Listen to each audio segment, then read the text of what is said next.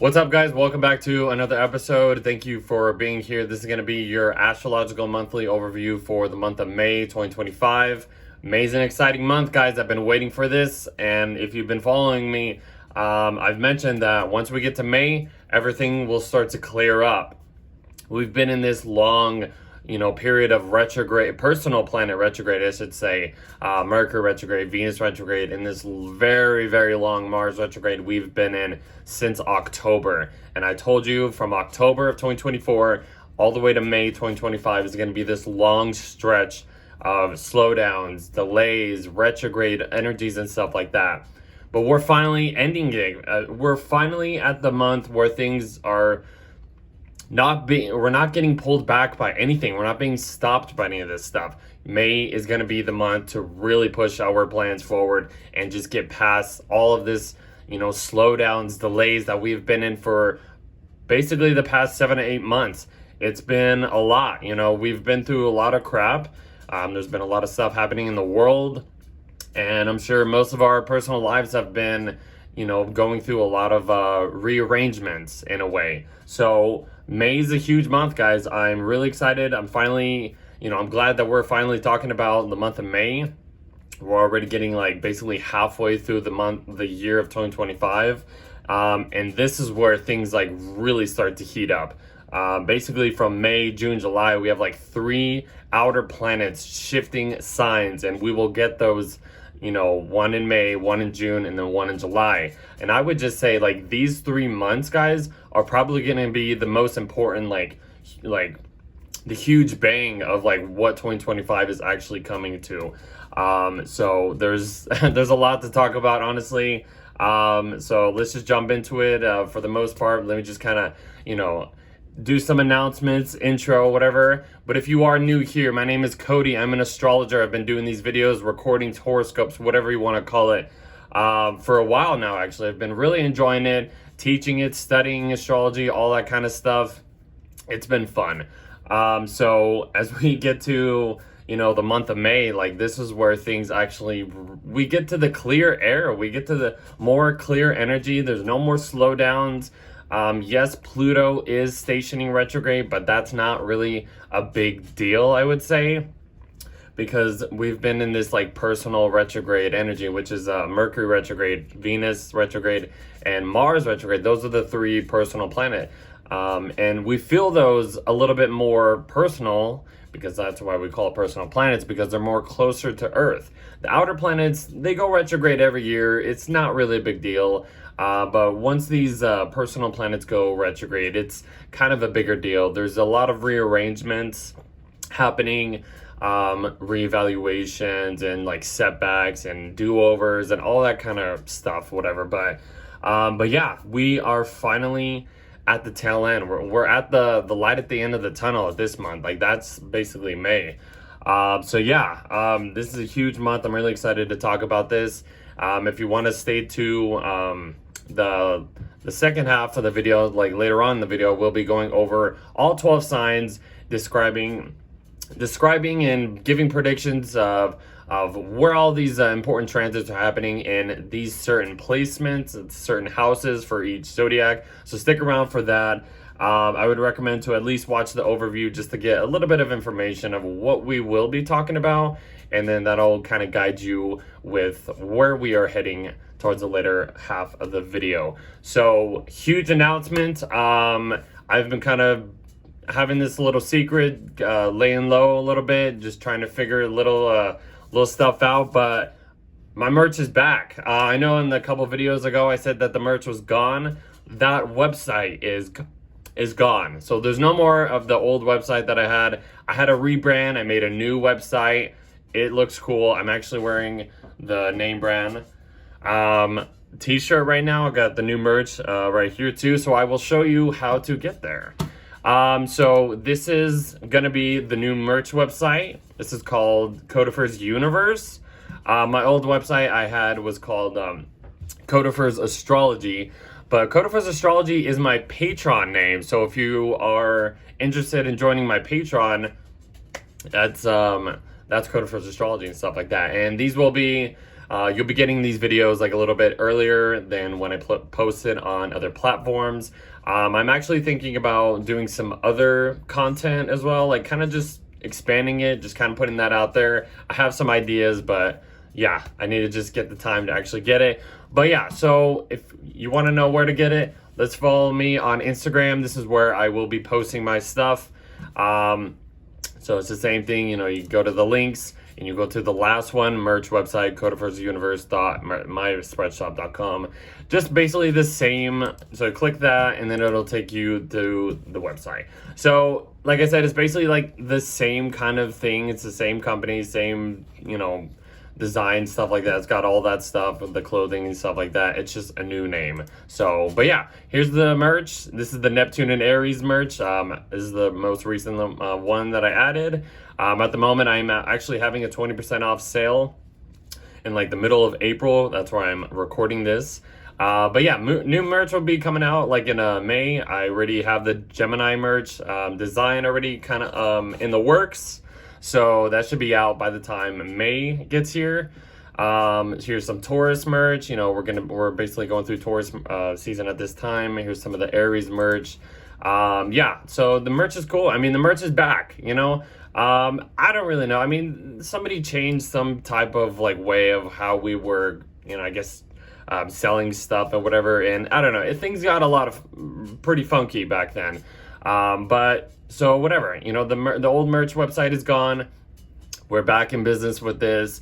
I'm only getting started, guys, so just get ready. There's going to be plenty of merch, you know, every month like I've been doing for the past 3 years at this point. So this isn't nothing new. This is just an updated version basically of the website.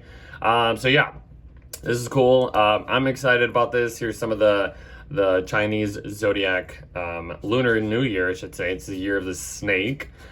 This was one of the last designs I actually had on the other website, but it's back on here. So if you want to check this out, yeah, come check out the merch. There's going to be plenty of sales every month. Here's some of the Aquarius merch. It's actually looking really cool. So yeah, I'm back on track on this stuff, guys. So come check out the merch. Here's the Pisces one. There's only a few slides so far, but there's going to be plenty more every month, like I was just saying. So here's the merch, guys. I'm excited. I hope you guys are excited about it. When I announced it, it was just like a huge deal. Just one of the greatest things ever. And this website is absolutely probably one of the best things that you can actually find. The clothing is in great quality. Everything is in great quality. I mean, you can even buy these little mugs. Here's the Code of First Universe little mug. You got mugs on there. There's hats, t-shirts, joggers. The joggers are phenomenal, guys. The joggers are one of the most comfortable like pants, basically bottoms, whatever you want to call it, that I've ever you know, had. Probably better than a lot of other places, I'm just saying. So I'm putting that out there. The hoodies are very comfortable. There's a bunch of stuff on there, guys. So yeah, come check out the merch. You know, new merch store available now, Code of First Universe. Or just follow me on Instagram and follow for more advertisements and stuff like that, promotions. So that is probably all the promotions that I have to tell you guys about. So let's kind of jump into the good stuff. So yeah, I don't think there's anything else I wanted to talk about. Just kind of want to bring that back, put that out there, guys. I'm really excited about just where I'm heading with the merch. I have so many ideas. Like, we're back on track. You know what I mean? We're back in business. Okay. Take a sip before we just continue. All right. Okay, so let's get into the monthly overview of the astrological forecast for the month of May. This is going to be an exciting month because everything is moving forward at this point. There's no more slowdowns. We can finally put our plans into action. We can move forward without being held back or just something stopping us in any way. We have the green light, guys, finally. All right, so as we left off April, we were basically kind of coming up to this, you know, Mars opposite Pluto. Things got a little bit maybe heated in a way. This was the third pass that Mars is basically went opposite Pluto. So it was a huge deal, you know. And then, but at this point, we're past that finally.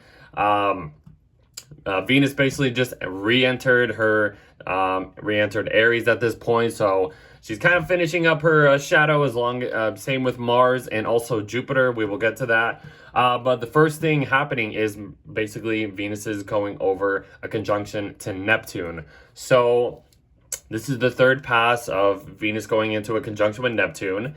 The first two were in Pisces, and that was basically a more unconditional, dreamy, fantasy type of like energy of what we were kind of, you know, desiring or wanting, what we wanted to attract and stuff like that. It was that rose-colored glasses, you know, not seeing things too clearly. It was too good to be true, like I've been saying since, I think, January.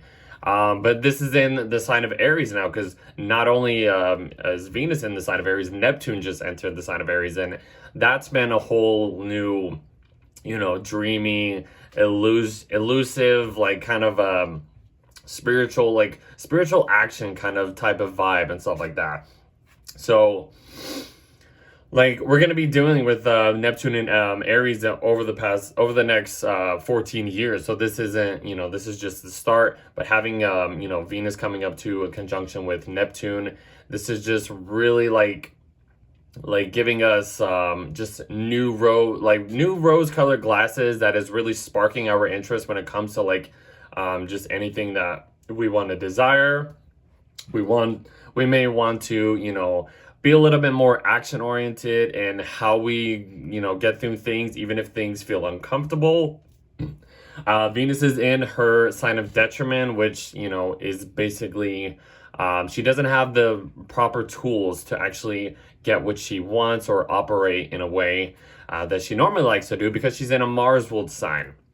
But yeah, Venus coming over Neptune at 1 degree of Aries is just really just sparking some new interest, sparking new life, even if it feels good or not. Like there's going to be something that's attracting us that we might want to actually just go into, you know, jump instead of, you know, think first or whatever. We jump first, think later or whatever. But there could be, you know, this is the third pass. You know, we've been dealing with this energy for quite some time, so this isn't anything new. But yeah, so whatever's sparking your interest, you know, it might be a little deceptive. It might be, you know, something to do with like fantasy and stuff like that, but it's very external. It's very out there. It's not so dreamy and behind the scenes like in Pisces. It's like, you know what, if I want this, I'm just going to have to just jump and get it. So that's kind of like that thing, the first major aspect happening. The next basically big thing is Mars and Jupiter are ending their post-retrograde shadow territories. They were basically at this point last like autumn, like end of summer, end of beginning of autumn and stuff like that. So they're finishing up all that stuff that they've been in since that time. And that's a huge deal. Like that's one of the green lights that we are finally getting, you know, especially with Mars too, since October, the beginning of October, like when he went into shadow in Cancer, and then it slowed down, and then he went into Leo for a second, and then it just stopped, and then it had to go back basically. So it's been kind of a lot for this Mars retrograde. Very heavy, very expensive. Just like it has not been the best, because it's been in the sign of its fall in Cancer for the most part of this transit. But Mars entered Leo at the end of April. We gained that little bit of a self-confidence type of vibe. Our energy has boosted in a bit. We can be a little bit prideful in what the actions we take, you know, as we go on and stuff like that. So it's a like, this is the performance. This is the rehearsal that we have been kind of going through. We're actually, you know, like this is the go time. Like this is like, okay, it doesn't matter if you look bad or not, you're performing, and then we just kind of have to go with it. But we should be used to this. You know, we dealt with a little bit of this energy a while ago, back in like November, December time. So, you know, think back to how you were feeling when Mars first entered the sign of Leo. We're back at that, but we're coming in hot, like much bigger. And then basically Jupiter, you know, Jupiter is ending its retrograde post shadow at this point too. And this is the last month that Jupiter is going to be in the sign of Gemini. It's going to be heading towards Cancer, which Jupiter is exalted in Cancer. So just get ready. That's one of the big outer planet sign changes that I mentioned in the beginning of the video. But that happens in June. So next month, that's going to be a big deal, guys. So yeah, they're finishing their little post-retrograde, whatever, shadow. We're done with that. So we can move on finally for new territory and new things. So the next big thing happening is Pluto is stationing retrograde. So that's like I said, it's not really a big deal, but it's an outer planet. Pluto's in retrograde almost half of the year anyway, so we don't really, it's not really like in our face like the personal planet ones. But usually we can feel a little bit of intense, heightened energy when it comes to a Pluto station, either retrograde or direct.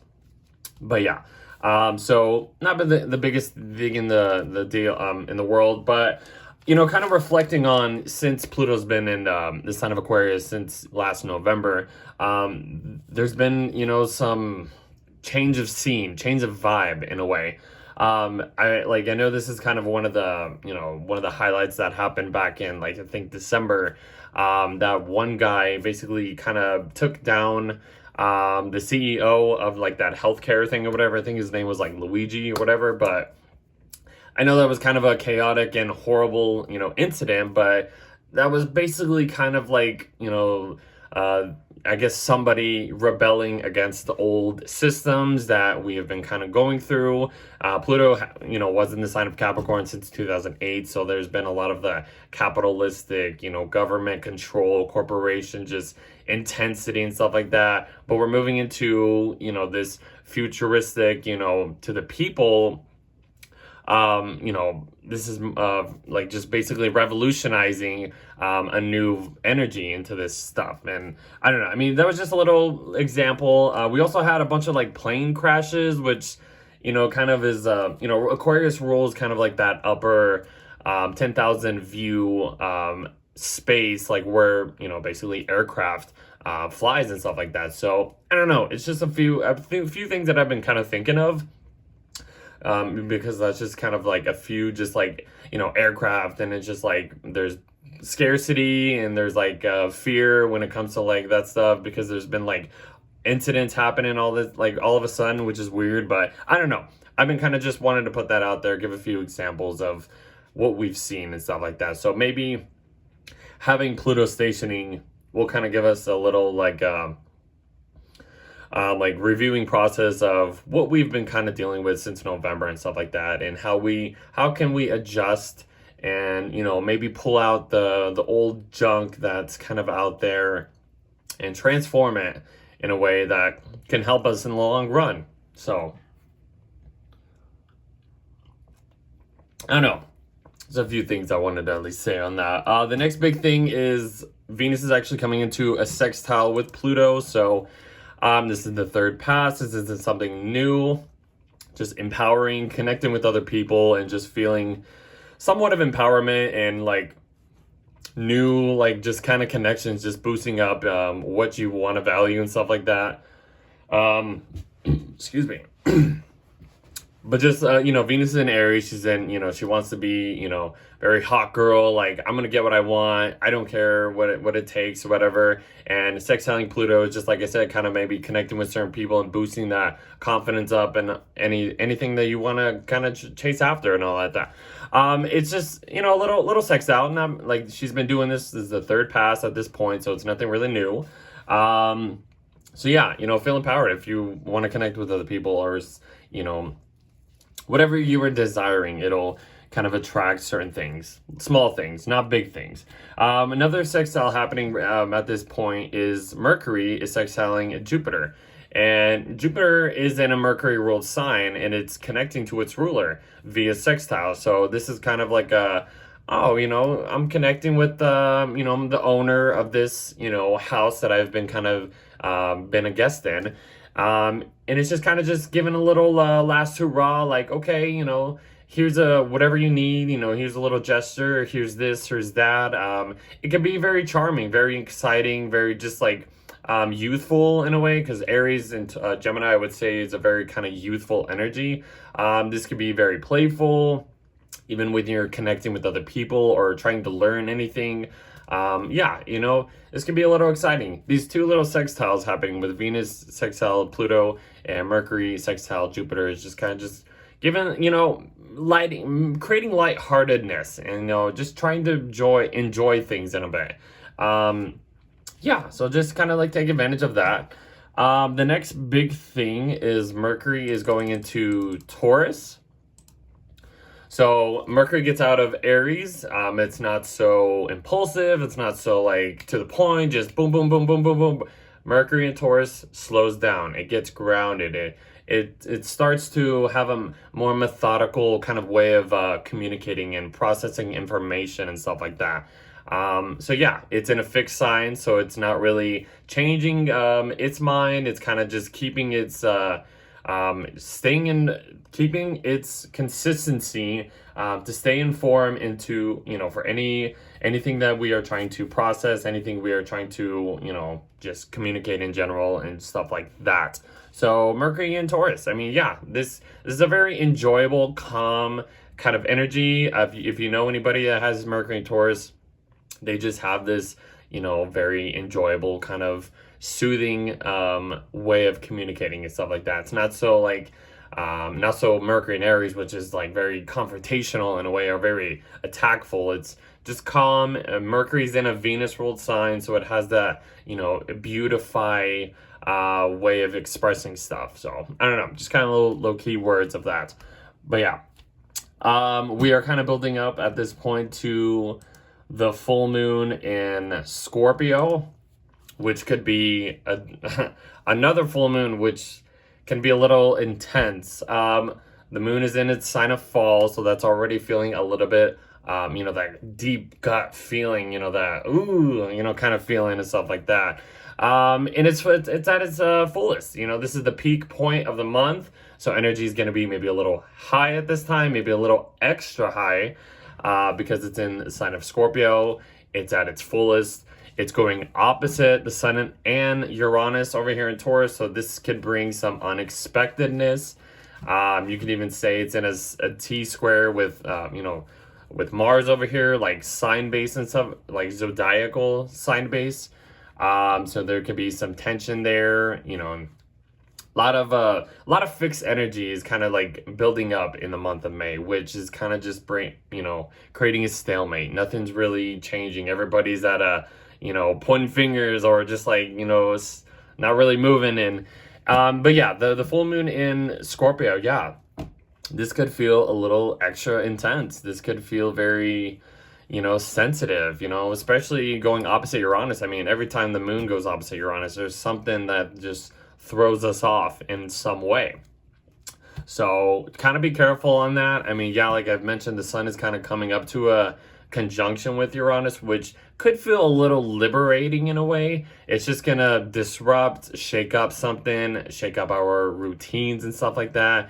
And, you know, having the moon opposite right there, it's just reflecting all of this shake up in Taurus, and, you know, it's kind of digging up some deep emotions that we might not want to see. The sign of Scorpio is kind of like this like dark hidden sign.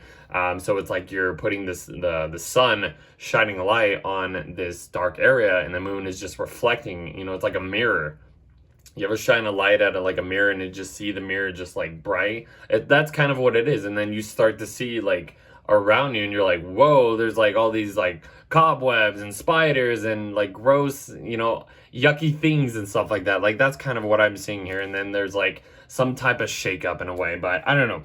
Just kind of be careful around the full moon in Scorpio. The same thing, the same day, Mercury is coming into a square with Pluto. That could feel a little intense. You know, that's going to bring some power struggles on top of like this intensity feeling already.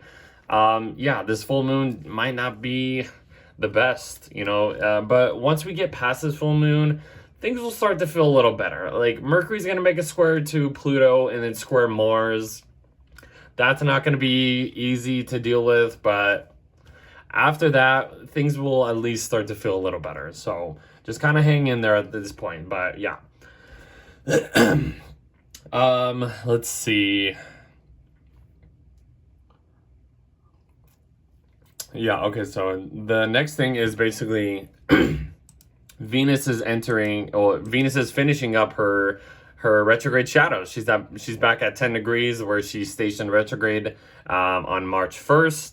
So this is we're finishing up. After this, like I said, it's clear air from this point on. And that's it. Mars finished its retrograde at the beginning of the month, and then Jupiter ended its retrograde shadow, and then now, as soon as Venus ends her retrograde post shadow, whatever, we're finally in the clear. There was no more like personal planet retrograde slowdowns or anything, shadows and all that crap. We're done at this point. So think back. What have you reevaluated when it comes to like relationships, like financial, just stuff that you want, the value, all that kind of stuff? I mean, it's in Aries, yeah, it's in its sign of detriment. It's actually building up to a trine with Mars right now, which is actually like heating up the sexiness in a way. So like our desires are just gonna be inflamed and just so passionate and creative and stuff like that. Like it's just, we're gonna just want it because the way we are attracting stuff, that's Venus, is in alignment via trine, which is the most positive aspect in astrology, to Mars and Leo. So yeah, like Mars and Leo is being very bold. It wants to just kind of be the performer. It wants to just do things in a bold, big way or whatever. And Venus is over here in a Mars ruled sign. So like I said in the last, I think, video towards the end of April, like it's like whatever Venus is like kind of wanting, and like Mars is on her side, and he's like, just go get it, girl. Like, let's do it. Excuse me. So that is just like I said, it's inflaming. It's like just creating this exuberant type of energy of what our desires are, like just attracting, what feels right to us. But yeah, so Venus ending her post shadow period at this point. We're done with this. Now we can move on into new territory. We can figure out new things that we actually want, new things that might be sparking our interest in a way. So this is exciting. This is where this is where the month actually starts to feel a little better. But once we get past this Mercury square Mars transit, things will get a little bit better. So once the planets get into like Gemini and stuff like that, it'll feel a little better at this point. But we're still in this Taurus season, fixed energy. There's a lot of fixed signs happening, fixed energy. So we get to basically the Sun makes a conjunction to Uranus. So that is some type of breakthrough, no matter what it is. It can be a good breakthrough, a negative breakthrough. It just could be some disruption, but it's usually, when it's a conjunction, it can be neutral. Like, it's not so heavy. I mean, it can be crazy. I guess it can be crazy in a way because it's Uranus. It's unexpected. But yeah, I mean, like I said, it could be a breakthrough that's positive, and then or it could be a breakthrough that kind of throws your whole routine off. But yeah, I would look at it as good, And then Mercury, this is when Mercury ends up forming that square to Mars. So, yes, there's going to be some communications that might be rubbed off the wrong way. Maybe some arguments. I would just be careful about this. Mercury is in the superior position, which kind of gives him the upper hand of this transit. Mars in Leo wants to do things in a bold, courageous way. It doesn't matter what it wants. It just wants to keep its consistent form and stay in its lane. But it might rub off, certain things of how we are trying to be stable or try to have like a stable mindset and, try to find some comfort and ease. But like I said, this could be a little frustrating a little bit. Like energetically, we'll be just like all over the place in a way. This is going to be another stalemate kind of aspect. So just kind of watch out if someone comes up, like, rubs you the wrong way or something, or does something that kind of forces you to just like have like a new perspective on certain things. And it might not feel right, but just kind of take it easy. Like I said, after this, we will be, getting more easier transits at this point. So, okay, the next big thing is the Sun is making a sextile to Saturn over here, and they're both at 29 degrees. So Sun's at 29 degrees of Taurus, Saturn's at 29 degrees of Pisces, which means that these two planets are about to change signs. But this is kind of like the last hurrah of like last opportunity to create some stability or emotional connections or emotional stableness or whatever when it comes to any long-term goals. I guess connecting with authority figures and working with them. This could, give you a little bit of an easier disciplinedness, I would say, hopefully. I know Saturn can be kind of tough to handle. I feel like when I talked about the Sun conjunct Saturn, I was like, oh, it's not going to be so heavy, but it kind of was a little heavy in a way because Saturn's energy was just like dominating in a way, and it was just like, you need to be disciplined and, blah, blah, blah, blah, blah. Like, it can be tough sometimes, but hopefully, I mean, because this is a sextile, it's an easier transit. It's a little opportunity. It's not the biggest thing in the world. It's like here's an adjustment if you want to improve on certain long-term goals, or improve your steps forward, or just anything that can bring some stability, or like emotional stability, or just something that can just help your goals in general, or just help you mature in a little bit way or whatever. I don't know, because Saturn's about to enter Aries, and that's a huge deal, so we'll get to that very soon. The next big thing I already talked about is this is when Venus comes into a trine with Mars and completes it. So they're about 15 degrees, Aries and Leo. So yeah, I already kind of talked about that. That's just, our desires, both going after desires and how we attracting our desires are both in alignment. Like I said, yeah, it's very, very hot, very sexy, very just if you were trying to mingle and have fun, go at it at this point. Take advantage of that energy. That is some hot stuff right there. No matter what it is, whatever you're designing. Even if it's not a relationship or whatever, if it's like some passion project, hobby, or just like anything that's just interesting, that feels interesting. You're gonna want to have it. So just go at it. Take advantage of that. Feel that that fire, and it'll inflame you. It'll inflame your kind of interest and stuff like that. So the next big thing is, what is it? Okay, so the Sun's in Gemini at this point. So what is it? The 21st? It could be the 20th. I think it's the 20th actually. It enters. Yeah, it's the 20th of May. Okay, so the Sun's in Gemini at this point. We're at the end part of spring. This is where things will start to adapt and change form as we get closer to the summer months. But yeah, this is when things get a little bit lighter, I would say, as the planets move from Taurus to Gemini. It's not going to be so heavy, not so fixed, not as stalemate at this point. But yeah, the mutable signs are the times when the seasons are changing. Things get a little bit, adaptable. We're going to be changing form. Having the Sun enter Gemini can be very social, It's actually coming into a trine with Pluto over here in Aquarius. So, the Sun is in Gemini. It's trying to be, very curious, very lighthearted, adaptable and stuff like that. Very social. And, connecting to Pluto is just, it could really empower, new connections, or deepen these connections, or deepen certain ways to be social, that expands your friendships, or just groups and stuff like that, or just connecting with people in general. This is air sign stuff. This is more intellectual stuff, the mind and stuff like that. Connecting with people, communicating, learning, expanding just some type of way of just enjoying stuff, and it's gonna feel empowering. But that's the cool part about all these planets going into Gemini, trining Pluto. This could be good for investigating in a way. I wouldn't say it's gonna be heavy or like torturous or whatever, because it's not a square.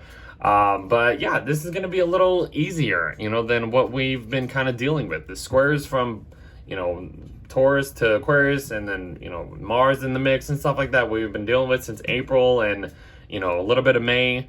No, I mean, this is a little bit better. Like I said, as we kind of go through May, things will lighten up, and especially as we get into Gemini season, because that actually feels lighter in a way. The next big thing is Mercury's coming into, let me get this right.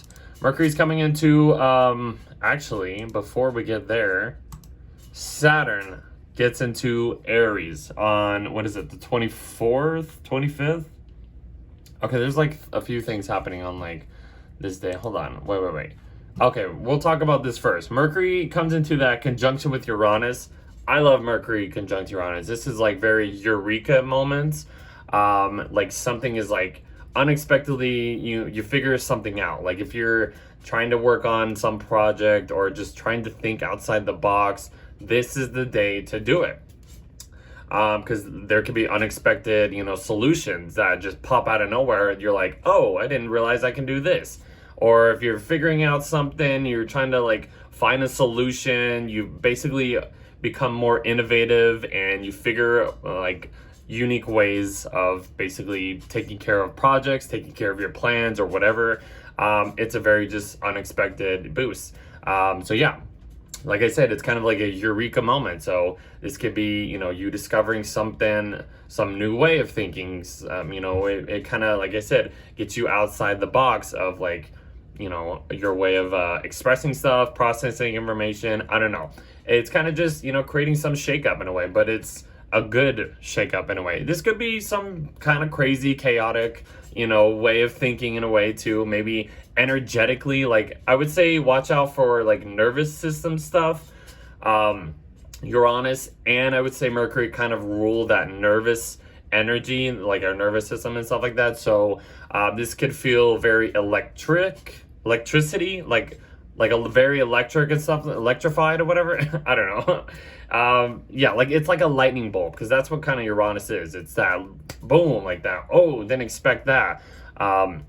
So yeah, this is a very exciting transit. I like Mercury when Mercury conjuncts Uranus. It's very just like unexpected, figuring new ways out and stuff like that. So take advantage of that.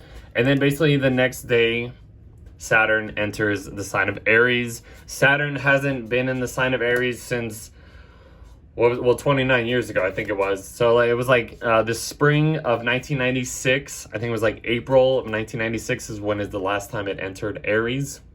It was there for, you know, the rest of 1996, all of 1997, a little bit in 1998. It dipped into Taurus, I think maybe the summer or like maybe fall of 1998.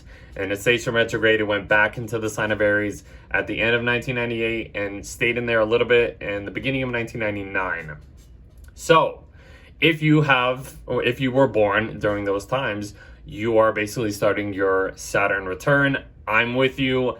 I have Saturn at 0 degrees, so literally this is my Saturn return month. But yeah, but only Saturn's gonna be only in Aries up to like 1 degree. So this is just the beginning. Like same with Neptune entering Aries and only going a few degrees into the sign. These planets will both move back into the sign of Pisces later on this year, but this just increases the Saturn-Neptune conjunction that has been building up since 2023. So that's a huge deal for, you know, the world, any personal goals in life that we want to, you know, I guess accomplish or whatever. You know, you're having the planet of reality, discipline, matureness, responsibilities and stuff like that, mixing with Neptune, which is the planet of like very spiritual fantasy, illusions and stuff like that. So, I mean, having Neptune basically come into the sign of Aries since the end of March has been in like, you know, spiritualizing this area of life for us. It's been creating new fantasies, new dreams, new impulsives that really have us like wanting to just go at it for like any like dreams or whatever and stuff like that. But as soon as Saturn gets here, I feel like we will get more of a in our face reality check, no matter what's happening at this point, because that's what Saturn is. It really just, forces us to deal with the Saturnian like responsibilities and stuff like that. But yeah, this, like, I can go on and on about this, but yeah, Saturn entering Aries is a huge deal. So for the most part, like I said, Saturn's about responsibilities, it's about restrictions, it's about, taking one step at a time. Aries is a very impulsive, like, just go-getter kind of energy. So having Saturn come into the sign of Aries, it's gonna make us a little bit more cautious in how we approach anything. I have this, so I've been kind of understanding it for myself. If you have Saturn and Aries, maybe you can relate.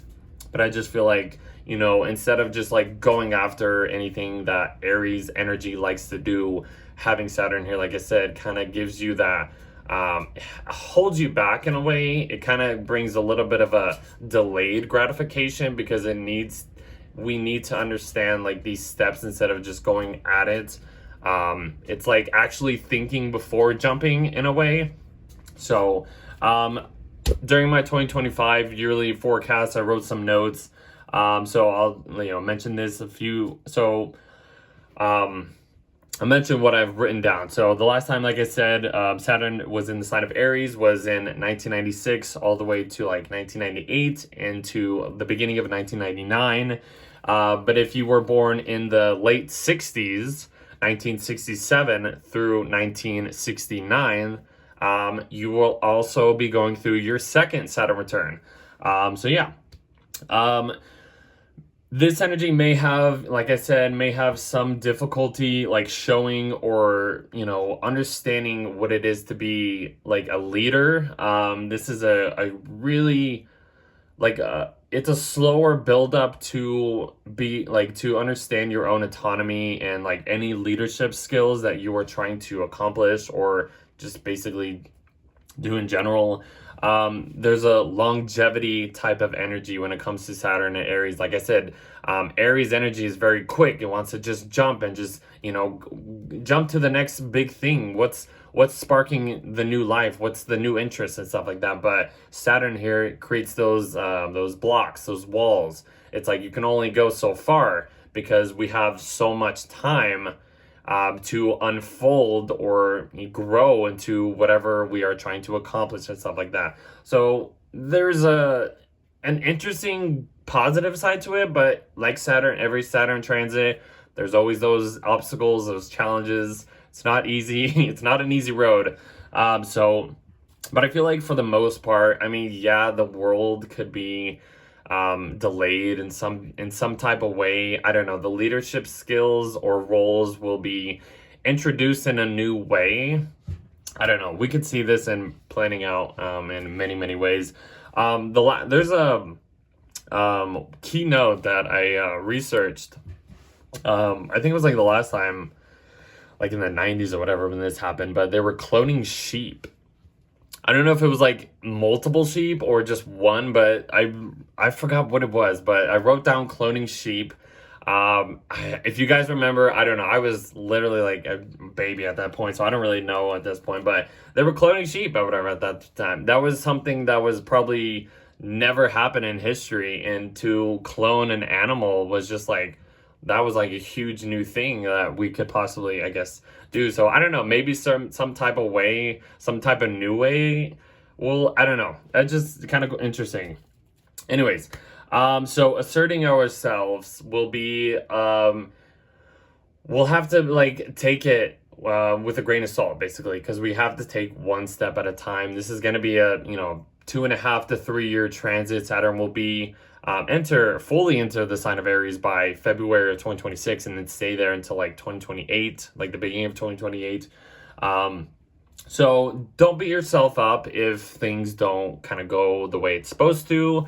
I feel like sometimes I have, sometimes some trouble like getting to the plans and the goals that I want to reach and stuff like that. And it takes a little bit extra time. Like I've been doing these videos and working on this basically all together for the last 5 years, but it's been kind of a slow build up and, it's still kind of building. So just an example. there will be some type of burnout if you kind of overdo yourself in a way. I mean, I can go on and on about this. This is what I'm like, but this is a huge deal. This is what like is very important for May. Saturn going into Aries. But for the most part, you know, set, like, if you want to set any big goals, you have to take the, you know, the steps forward. You have to be more disciplined. You have to be a little bit more mature, because this is where the new test is going to be for all of us. You're mixing, like, okay, so what I put, try more strategic ways of, like, you know, approaching any goals and stuff like that. And like I've mentioned, there's a lot of patience is going to be the huge key theme over Saturn in Aries time over the next few years. So like I've mentioned, Saturn is about being more cautious, while Aries is more impulsive. Mixing these two energies together can bring more of a more careful and methodical approach to, like I've mentioned, life in general, or any long-term goals that we are setting for this time period. And if I'm not mistaken, I wrote this key note down. Correct me if I'm wrong. Don't quote me if this is wrong. But what I've learned is having Saturn in Aries there's a participating triplicity rulership type of energy, which actually kind of sounds good, even though technically Saturn is in the sign of its fall in the sign of Aries, which is kind of a little uncomfortable. But I don't know. I feel like if you can use this energy wisely, that it can be, you know, you can, you know, take advantage of this in the long run and over time, so stuff like that. So yeah, there's a few things that I've wrote down for Saturn Aries. There's a very exciting thing, actually. I'm kind of excited for this. Hopefully everything is good, but I don't know. I mean, like every Saturn transit, there's always challenges and stuff like that. Anyways, back to this. Then Mercury enters its sign of Gemini. It's home in Gemini at this point. We're coming into a new moon in Gemini. This is the end of the month, so this is when things just kind of lighten up a little bit. You know, excuse me.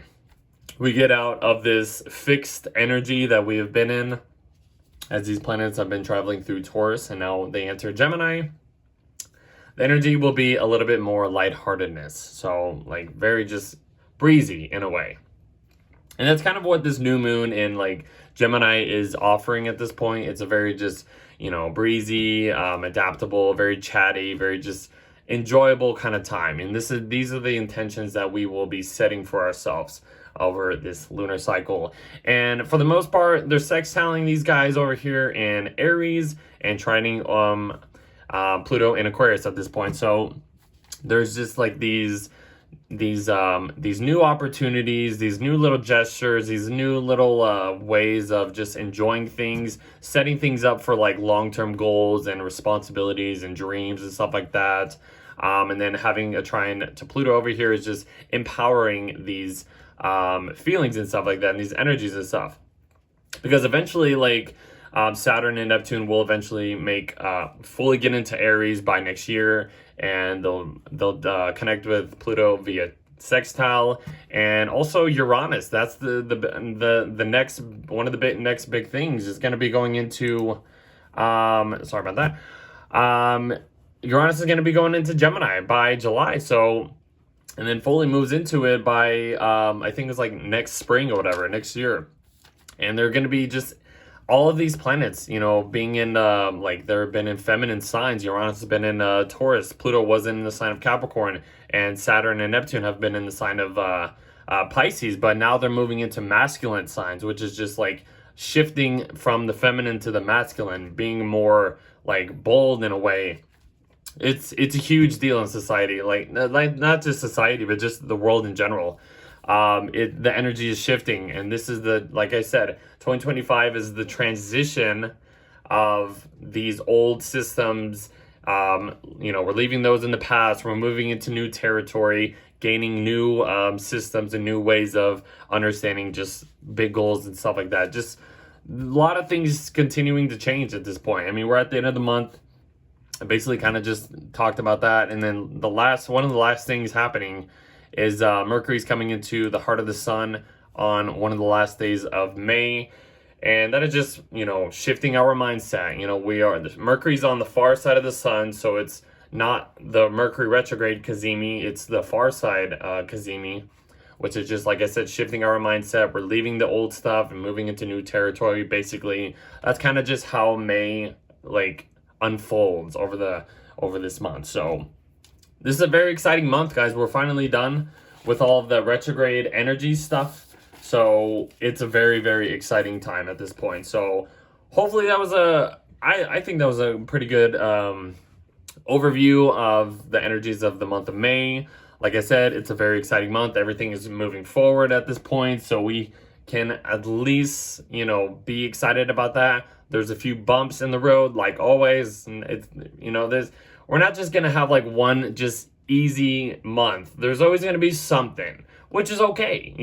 That's just kind of confirming that there's some challenges happening throughout, the month or our day-to-day lives. Even in the global standards, there's going to be some, heated things happening, and hopefully nothing crazy happens. But I mean, you can already see in everything that's been going on in the world, and the politics kind of vibes and stuff like that have been just outrageous, and it's just so unexpected in a way. I'm not going to get too political on this, but I'm just trying to give you some energies of what's going on and how it's confirming in our day-to-day lives. I feel as Mars is over here in Leo, he's going to end up building up to a square with Uranus, and that's going to be in June.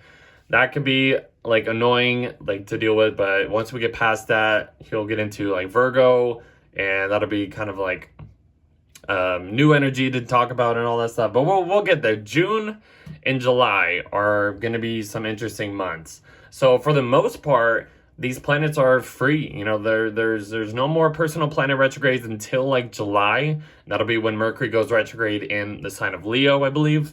But after that, as we get to, this clear energy, all of May, most of June, and maybe a little bit in July, we have this forward movement energy. So that's kind of everything that I could say.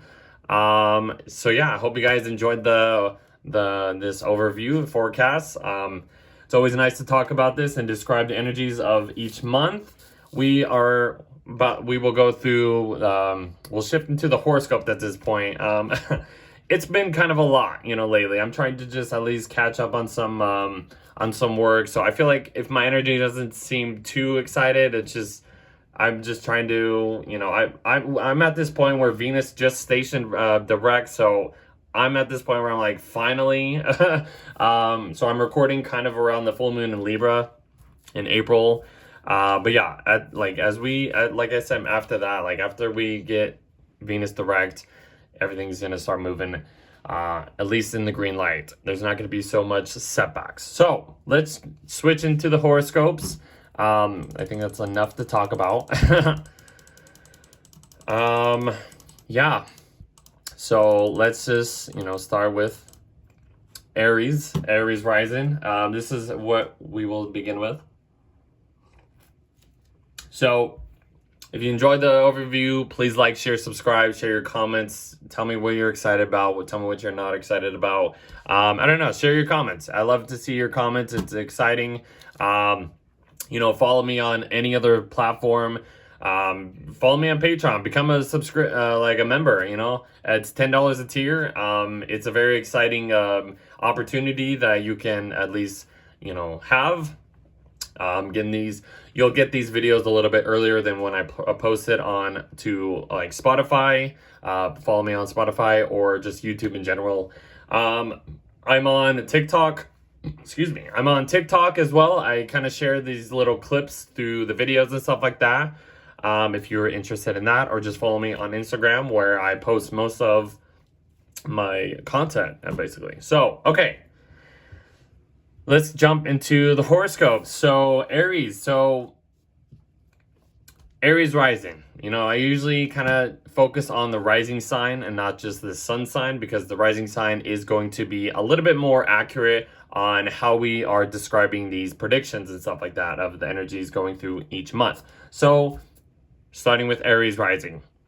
Aries rising. So, yeah.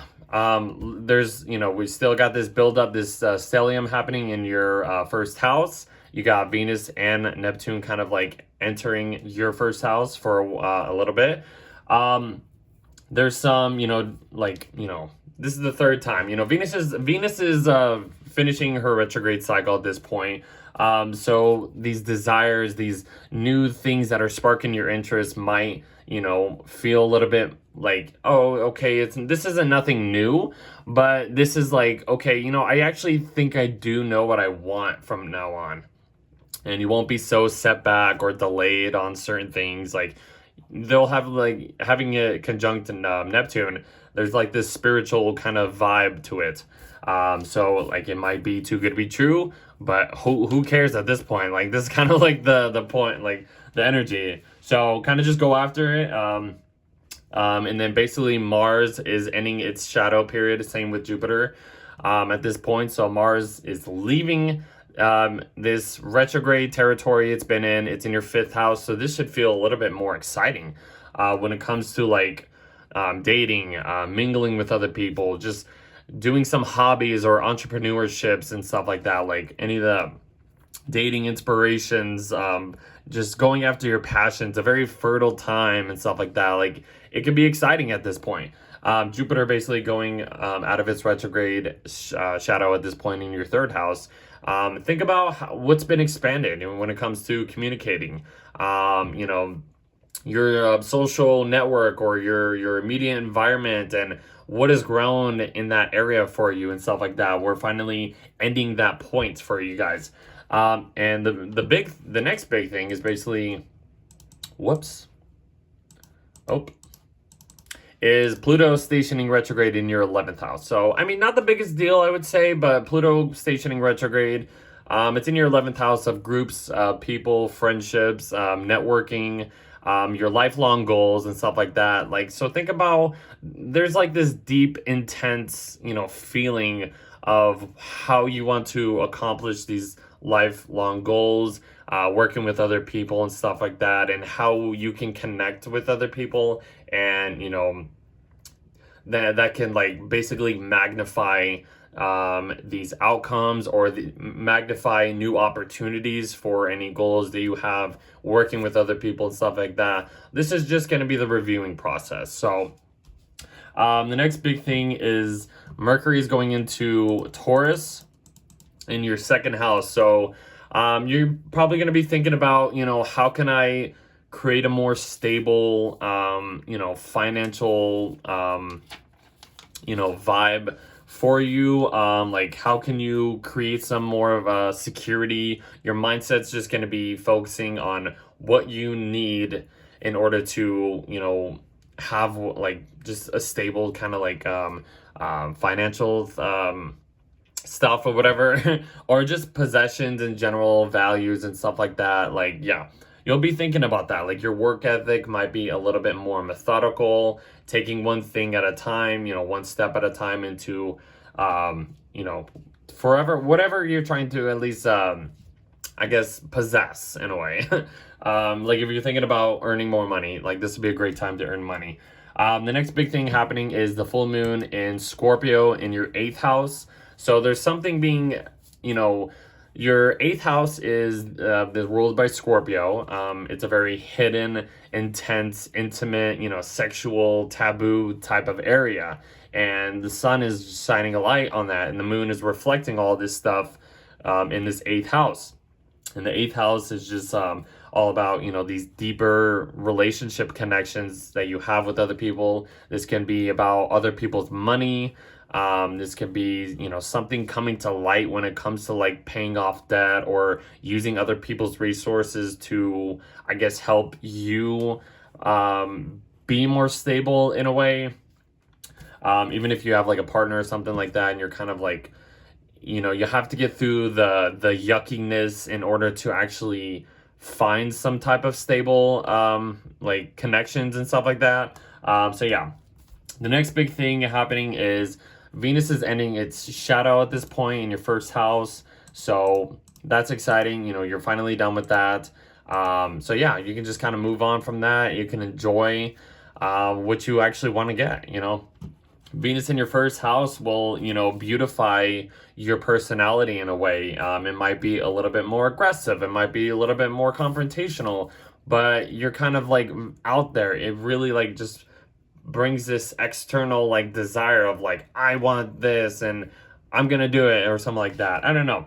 And it just attracts, you know, certain people. Maybe attracts, you know, maybe, you know, I would say like maybe confrontational people. I wouldn't say so confrontational, but maybe a little bit of aggressiveness and some type of people, or maybe you will impress a more aggressive type with your relationships. I don't know. But Venus ending its retrograde shadow at this point, this is the time to move forward. Okay.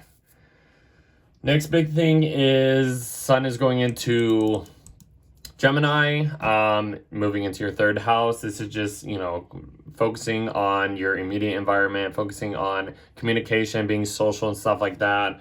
Yeah, so that's going to be the whole key theme of over the month. After that, we have, what is the next thing? Basically Saturn going into your first house. So Saturn's going into your first house.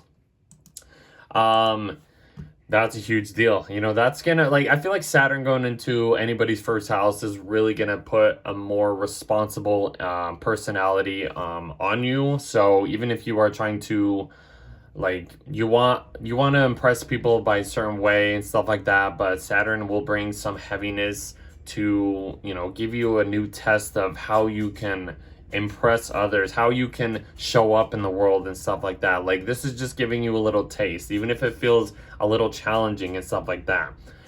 So yeah, this is just the start of that. Mercury ends up going into your third house, and that is just bringing more lightheartedness and stuff like that. You have a new moon there to set new intentions and stuff like that. A little breezy, you know, it's a little enjoyable. You know, maybe the first part of May was a little kind of maybe challenging or whatever, but as we get to the, you know, Gemini season, things will start to lighten up in a bit. There'll be more adaptability and stuff like that when it comes to your commune. Maybe spending time with siblings or relatives, or connecting with neighbors, or just close friends, or just social media in general and stuff like that. So yeah, that's kind of just how we end the month. Yeah, so we will go to Taurus.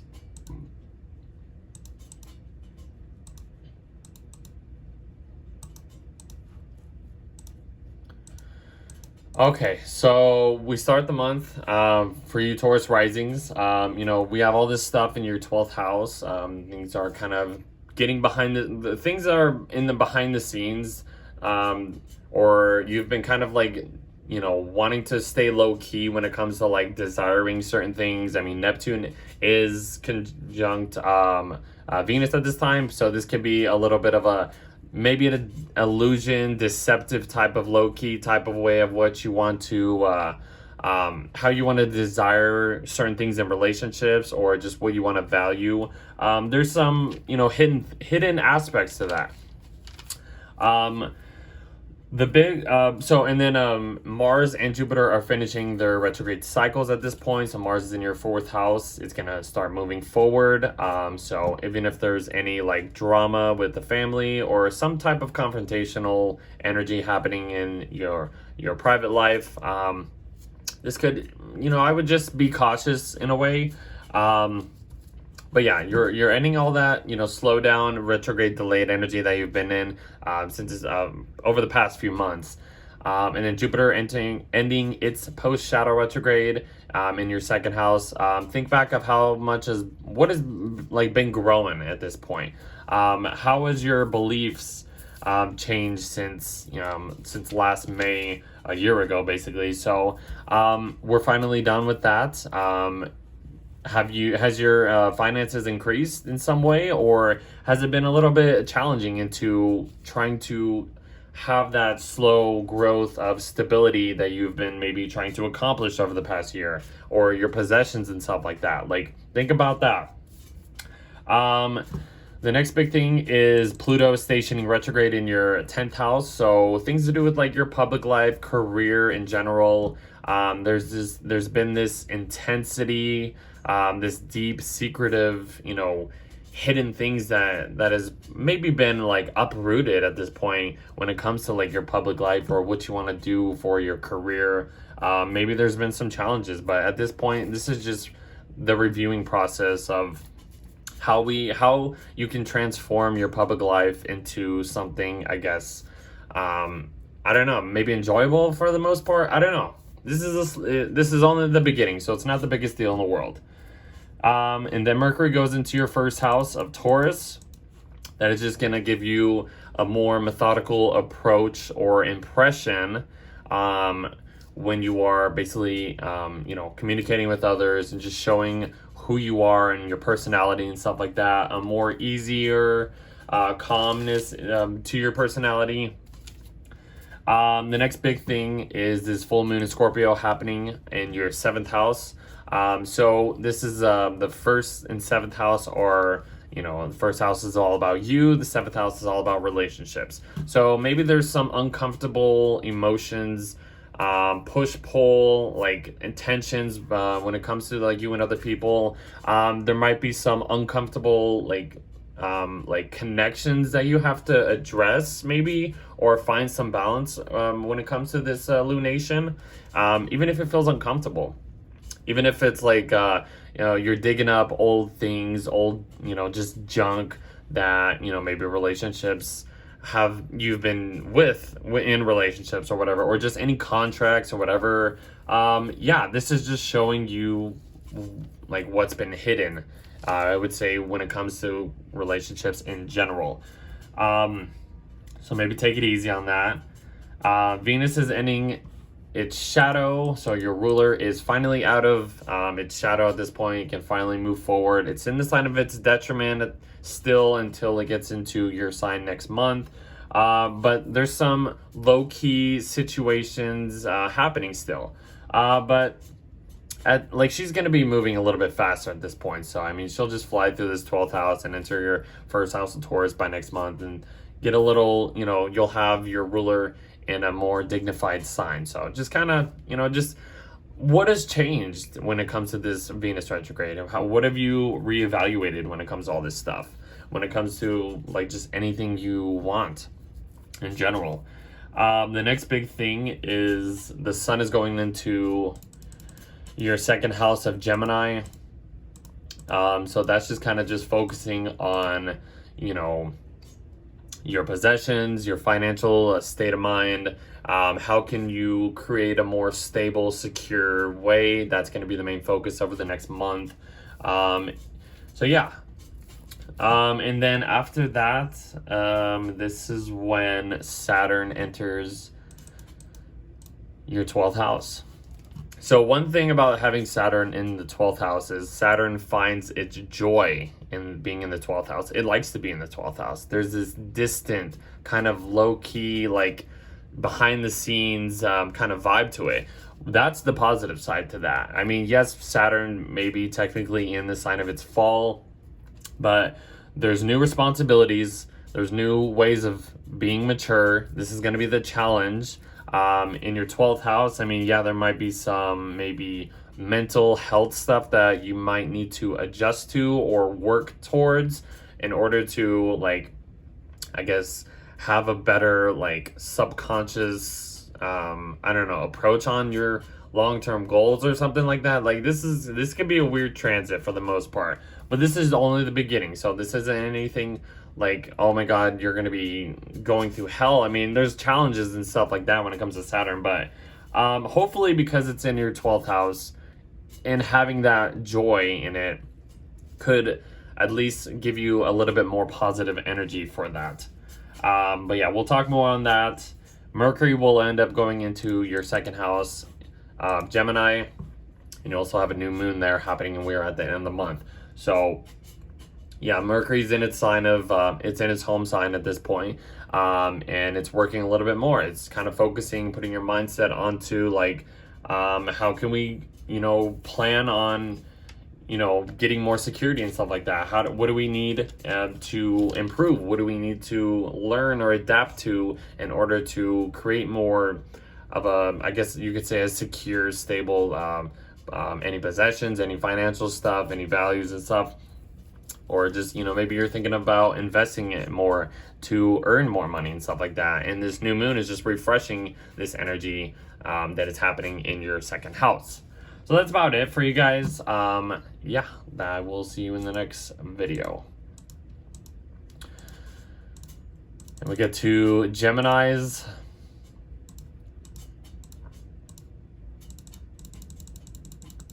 Okay, so for Gemini risings, everything's kind of just finishing up their little transits over here in your 11th house. There may be something sparking your interest when it comes to like working in groups of people, new opportunities, new shiny opportunities that might be like, ooh, that looks interesting, and you kind of just have the, I don't know, that attracts you in some way. Venus is on Neptune at this point, so this is sparking new life, spiritual stuff when it comes to just like your lifelong goals and what you actually want to do. That's kind of how we start the month. Mars and Jupiter are ending its post-shadow retrograde at this point, so we're moving into new territory at this point. So we're leaving all of this slow down, delayed time that we've been in since last summer into last fall. So yeah, we can move on from this. Mars is in your third house. Maybe if there was anything to do with like some type of delayed transportation that you've been dealing with, either if it was like car issues or just other transportation ways or whatever, like this could be a more improved way of things working out when you are transporting, just doing things around your immediate environment, and just what's sparking some type of influence when it comes to connecting with people in your environment. Jupiter ending its shadow in your first house. How have you grown? Have you earned all of the blessings that Jupiter has given you since last May? Because you've been the spotlight for this past year, because Jupiter is the planet is the greater benefic. And even though it's been in the sign of detriment, there's still blessings in disguise, I would say. But how much have you grown? How have your beliefs changed in some type of way when you are impressing other people? Growing in new ways of like maybe just, I don't know, presenting yourself, presenting your energy, your personality and stuff like that. Think about that. The next big thing is Pluto is stationing retrograde in your 9th house. So Pluto station retrograde, that's not the biggest deal in the world. This could be, higher education, philosophy, teaching, publishing, long distance travel, themes, like digging things up when it comes to those things, and really magnifying on like these types of things of, like I've mentioned. So this is only the beginning. Pluto just entered this sign, this house for you. So this isn't going to be like oh my God, you need to like focus on this. Just philosophies, understanding deeper philosophies, I would say this transit's happening, going back over. So not the biggest deal. We're coming up to Mercury coming into, your 12th house of Taurus. And this is almost building up to the full moon in Scorpio. So, Uranus, the Sun, and Mercury are in your 12th house of Taurus. Behind the scenes, stuff to do with like mental health, just isolating in general, or just refreshing these energies before these planets get into your sign of first house of Gemini. So, Mercury in Taurus is a more methodical way of processing information, communicating, all that stuff. Your ruler is in your 12th house, so there might be some like subconscious impulse, not really impulses, I would say, subconscious messages, I would say, to really pay attention to. But if you're just trying to just stay low key, rest as much as possible. Like I said, this is the end of a cycle before everything starts to, start up again as soon as they get in your sign. So yeah, and then we get to the full moon in Scorpio. So this could feel a little uncomfortable. The moon is in its sign of fall. It's in your 6th house of Scorpio. So there might be some uncomfortable, emotions coming to light when it comes to like any work situation, like work routines or something to do with your workspace in general. Maybe working with coworkers, something kind of just comes out of the blue that you weren't expecting. Something to do with maybe like pets or whatever, I don't know. Or just in general, like your physical health and stuff like that, because the sun is in your 12th house, which is all about like kind of like the mental subconscious health. And then it's shining a light on this full moon in your 6th house of Scorpio. So the moon is just kind of reflecting and reflecting all of this like hidden things when it comes to like maybe health issues or something like that. So kind of look out for that. The next big thing is Venus is ending its shadow at this point in your 10th house. So yeah, we're done with this Venus retrograde. What has changed in this point? What have you been reevaluating when it comes to like these lifelong goals, relationships, general friendships and stuff like that? I don't know. Just think about all that stuff. And then basically everything gets into Gemini, your 1st house. The sun enters Gemini, and then you have Mercury there, and then there's a new moon there, and that's kind of the end of the month. Let's kind of do this layer by layer. The sun entering Gemini is just putting a focus on you. This is like that spark a new life happening. There's new cycles beginning at this time. You have your ruler in your 1st house, making it a little bit more easier to operate and communicate and process information and just present yourself in general. So that can be exciting, yeah, and then you have this new moon happening in Gemini, just refreshing your personality, refreshing a new approach to life and stuff like that. This is new cycles happening. So yeah, this can be a little exciting, and happy birthday if any of you guys are celebrating your birthday this month. Okay. Now we get to Cancers. Okay, so for Cancer risings, basically everything is starting off, we're finishing off this retrograde energy stuff from Mercury and Venus in your 10th house. So anything that's been kind of like sparking your interest when it comes to just like new things in your career, taking on a new role, or just your public life, there's been maybe things sparking your interest. I mean, Venus going over Neptune, once again, is basically kind of giving you this like rose-colored glasses type of energy, but it's a more external, like it's not so dreamy and like Pisces and stuff like that. It's in Aries, which can feel a little impulsive, which could give you that spark of like that boost, that jumping instead of jump first instead of thinking type of vibe. So, and then after that, Mars is ending its post-shadow retrograde territory at this point. Same with Jupiter. So Mars in your 2nd house. I mean, whatever's been delayed or, set back when it comes to like maybe trying to earn a little bit of security, trying to put your actions into investing, into more money, possessions, values, all that kind of stuff. You could finally at least put more energy and put more oomph into these things and stuff like that. So you won't be set back. So that should be a little exciting. And it's not in Cancer anymore. So that's probably even better. Jupiter going, leaving its shadow period at this point too. Think about what's been kind of growing in like the subconscious realm, behind the scenes, how your beliefs change when it comes to like spiritual stuff in general, I would say. Any like mental health issues and stuff like that. Think about that. Reflect on what's been changing over this past year. So the next big thing is Pluto stationing retrograde in your 8th house. This isn't the biggest deal in the world. I mean, Pluto's an outer planet. I mean, it'll eventually do many more retrogrades in your 8th house and in the sign of Aquarius for all of us. But things to do with like taboo topics, intimacy, deeper connections with other people, deeper contracts. These are just things that are just starting to like dig up all the hidden things and stuff like that when it comes to those 8th house themes I just mentioned. So this is only the beginning. This isn't like such a big deal. Like you need to worry about this. This is behind the scenes in general. So yeah. Next big thing is Mercury is going into your 11th house of Taurus. So you start so Mercury going into your 11th house is just being more methodical in the way it's communicating, processing information, stuff like that.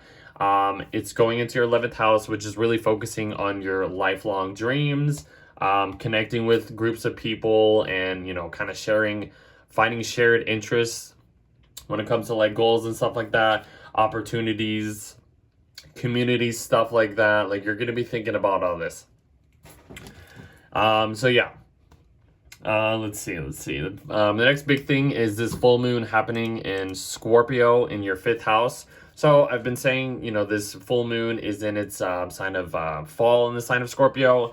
And this is kind of just like digging up like hidden things and, secretive things in a way.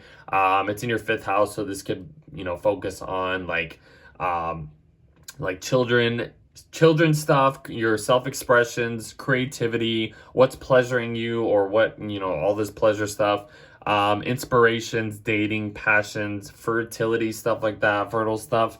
So there might be some maybe uncomfortable emotions or intense emotions that, come to light at this point and might feel a little weird, but it might, I don't know. I mean, this is trining.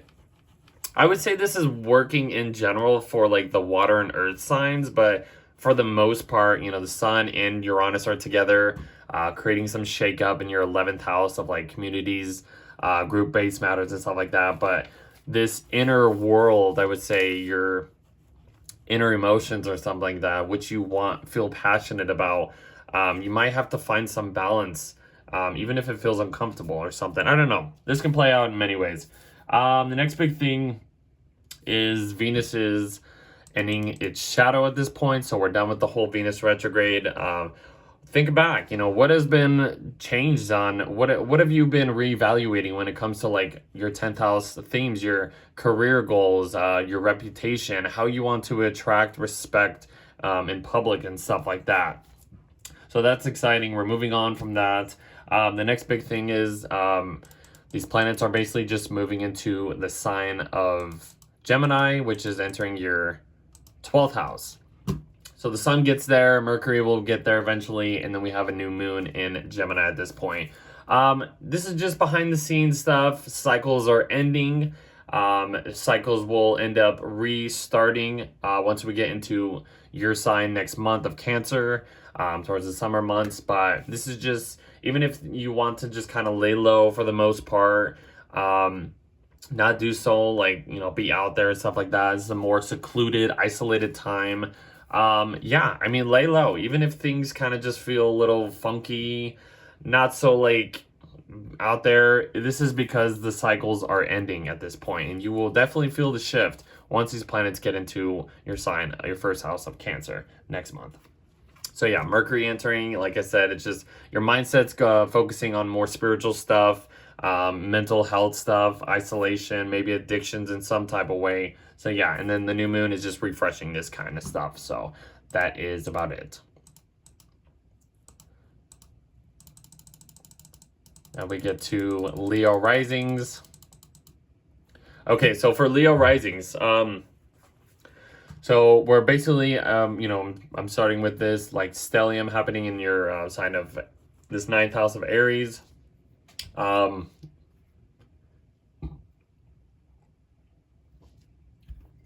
There's this, we're ending the Venus retrograde at this point. Venus is connecting with Neptune once again in this 9th house. So there's this like maybe foreign type of energy that's really attracting your just desires of what you want. And when it comes to relationships, valuing and stuff like that, you want to learn like higher educational stuff, philosophies and all that kind of fun stuff. Traveling in general, that might be just sparking your interest in a way. And Neptune here is just creating this spiritual vibe when it comes to this 9th house themes and stuff like that. So this will continue. The next big couple things happening is Mars is ending its retrograde cycle. It's back at that point where it's stationed direct, and December. So we're past this at this point. We're ending all of this setbacks, these delayed situations happening. And same with Jupiter. Jupiter is ending its shadow point period at this point too. This is going to be like the last final month of Jupiter being in this area of life for you. Think back of what's been growing in this point. You know, the 11th house has been your like opportunities. Has there been more opportunities you know, that you've been benefited with? Jupiter is in its sign of it likes to be in the 11th house, so that kind of gives a little bit of a positive energy to it, even though Jupiter is in the sign of its detriment, the sign of Gemini. So it kind of creates a little bit of a balance in a way. But what have your beliefs, how have your beliefs changed and stuff like that when it comes to like group matters, opportunities, and like your community and stuff like that, all that kind of fun stuff. So kind of reflect back on that. The next big thing is Pluto is stationing retrograde in your 7th house. So yeah, you're still kind of dealing with this Mars opposite Pluto aspect happening. So this is the final like tension, challenge, and stuff like that. But Pluto, you know, Pluto in your 7th house has been kind of like maybe digging up new, you know, situations when it comes to like relationships, contracts in generals. Maybe magnifying this a little bit more than usual. But like this Mars opposite Pluto, yeah, it might be a little intense at this point, but as we kind of go through the month of May, it'll start to lighten up.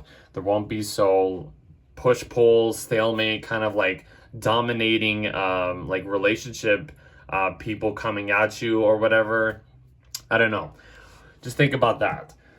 Then the next big thing is Mercury's going into your 10th house of Taurus, putting more of a focus on this public space of yours, your career life, whatever role you've been taking and stuff like that, any skills, how you are structuring your life. You're going to be thinking about that way. And it's going to be in a more methodical, like long-term, basically interest or whatever, long-term build on any goals and stuff like that. I mean, Sun and Uranus are kind of in this space, you know, creating some type of liberation, shake up in a way. So that's just kind of the vibe right there. And then we're building up to the full moon in Scorpio, and this is where things kind of maybe feel a little uncomfortable. I've been saying like this, you know, full moon in the sign of Scorpio has, you know, is all about, you know, bringing all of this intense, yucky, just deep emotional kind of vibes up to the surface. It's shining a light on the darkness of what Scorpio represents and stuff like that.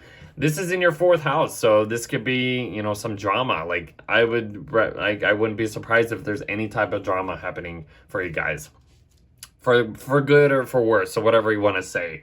But there's going to be some deep, uncomfortable emotions coming to light that you might be reflecting on, that you might have to address, even if it feels uncomfortable. Like I said, Mercury's in a square with Pluto at that point too, so that's like dealing with relationships, dealing with public stuff, dealing with home stuff, and then Mars is over here. There's so much fixed energy happening that it's like there's nothing's changing. So just kind of take it easy when it comes to like home stuff and family and just private stuff. I know. We'll get past it though. The next big thing is Venus is ending its post-retrograde cycle at this point. So we're done with this Venus retrograde. Think back. What have you been reevaluating when it comes to like these 9th house themes of like, you know, traveling, foreign cultures, higher education, principles, any legal matters and stuff like that? So we're finally done with that.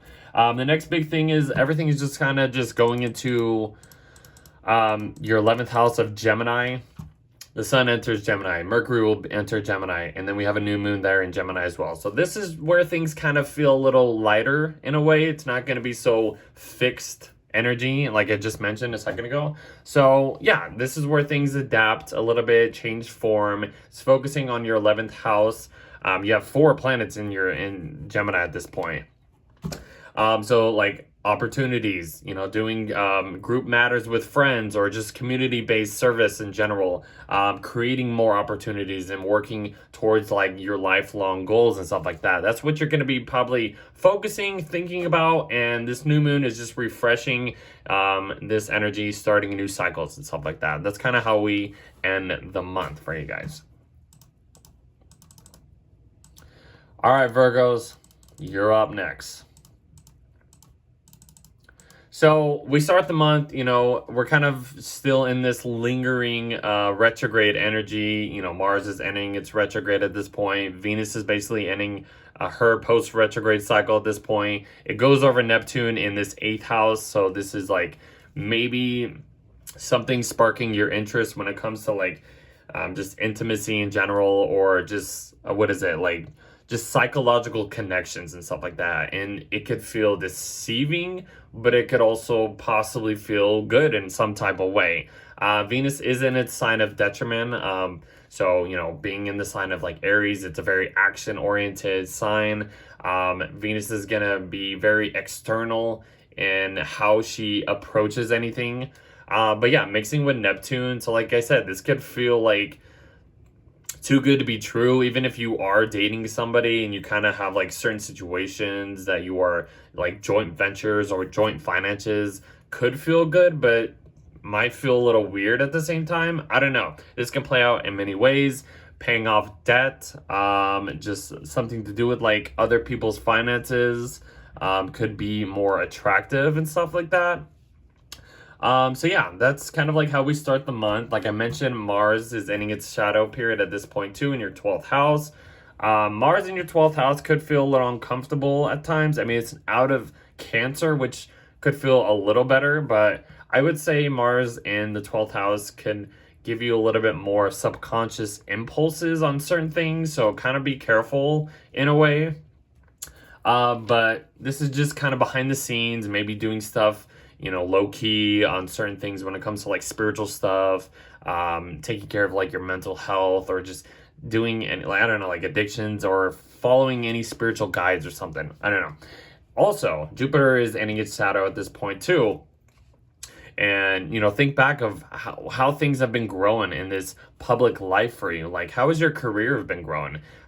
Maybe it's been a little challenging because Jupiter's in its sign of detriment at this point. It's been in this sign for about a year now. So maybe there's been a lot of information basically like handed to you, and it probably has not felt easy, I would say. But for the most part, how have your beliefs changed over the past year and stuff like that when it comes to like how you want to grow out there in life and just like be known for certain things? How have you been structuring your life, and how much of this benefits your long-term goals and stuff like that? Like, I don't know, how have you been growing and stuff like that? Kind of reflect on certain things, reputations, actions that you take in the world, just like your professional life in general and stuff like that. So Pluto is stationing retrograde. That's the next big thing. It's going to be in your 6th house of Aquarius. So this isn't the biggest deal in the world. I mean, we're going to have more Pluto stationing retrograde in your 6th house of Aquarius for over 20 years. So this is the first like the first fully ingress of Pluto in your Aquarius 6th house. So anyways, stuff to do with like physical health, your workspace in general, coworkers, leases, any routines, just maybe dealing with pets in general. There's things that are coming like uprooting and like digging up from the ground, the secret of things and stuff like that. And that's maybe you're dealing with some health issues and you like need to maybe address certain things, or certain things in your like work life or something. I don't know. This can play out in many ways. Next big thing is Mercury's going into the sign of Taurus in your 9th house. So, I mean, this could feel good. This earth energy trining your 1st house of Virgo. Getting a more grounded approach, methodical approach when it comes to 9th house themes, higher education, philosophy, teaching, publishing in general, traveling or stuff like that. You're going to be thinking about this. There might be some type of breakthrough or liberation when it comes to those things as well. And we're also building up to the full moon in Scorpio, which could feel a little uncomfortable in a way. I mean, yes, it's in like signs that actually go good to that connect good, well to your 1st house. But having the moon coming into, full moon in Scorpio, this is just kind of just uprooting certain hidden things when it comes to maybe your communication style, anything to do with siblings, relatives, transportation in general. There might be some uncomfortable feelings that you might have to address instead of like, because maybe you want to like travel and do some like higher educational stuff, but then there's like some local situations that might have to get in the way before you can just jump and do all this stuff. I don't know, just something I'm thinking of, something to think about, I should say. And then Venus leaves its sign of finishes its retrograde cycle. I feel like I have a hard time talking for like when I'm on Virgo risings. I feel like maybe they get annoyed because I'm a Sag and it's like I'm not clear point on my communication sometimes. Don't hate, guys. Anyways, Venus is finishing its retrograde cycle at this point.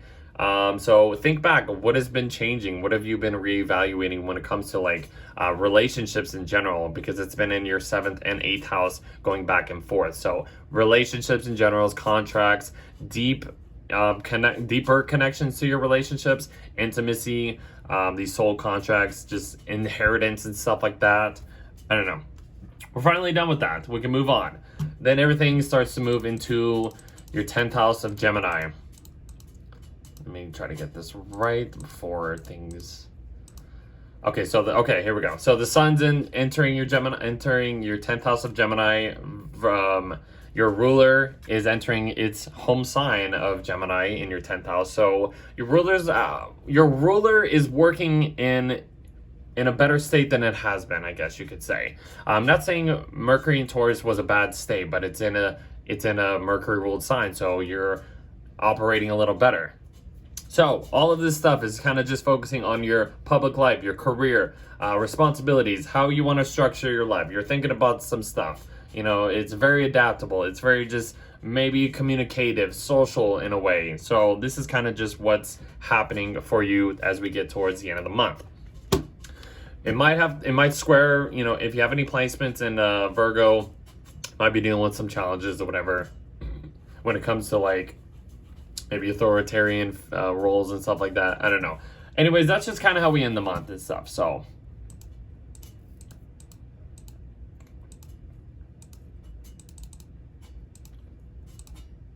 okay, so for Libra risings, we are starting the month with basically, like I said, finishing up this retrograde energy. Your ruler is back in its your 7th house of Aries. And then it connects with Neptune at this point. So this could be, you know, a new form of rose-colored glasses of what is attracting you, which could feel good, too good to be true, but maybe it actually feels good, you know, at this point. You know, we're at this stage for the 3rd time. Mars is finishing its post-retrograde shadow at this point. So is Jupiter. So all these planets are ending these setbacks, these delays that we've been having to go back over and stuff like that. So, yeah, I mean, we're gonna be, you know, the energy will start to clear up as we progress through the month. So like I mentioned, Venus is basically starting the month like that.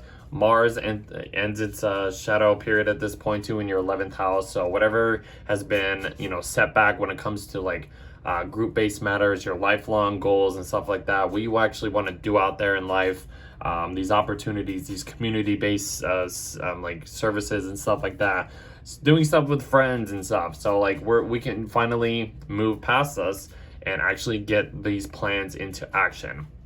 Jupiter, ending its shadow period at this point in your 9th house is, you know, how have things grown at this for you when it comes to like traveling long distance, learning about higher educational stuff, philosophies, teaching, like how have your beliefs changed in this type of way?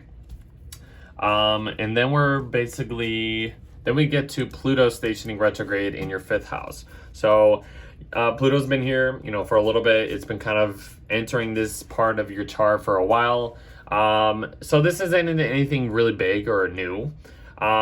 Pluto is all about, you know, digging up, you know, uprooting certain things that are hidden. And this is in your 5th house of like something to do with like children or like your inner child, or just create your self-expressions, something to do with like hobbies and what you're passionate about.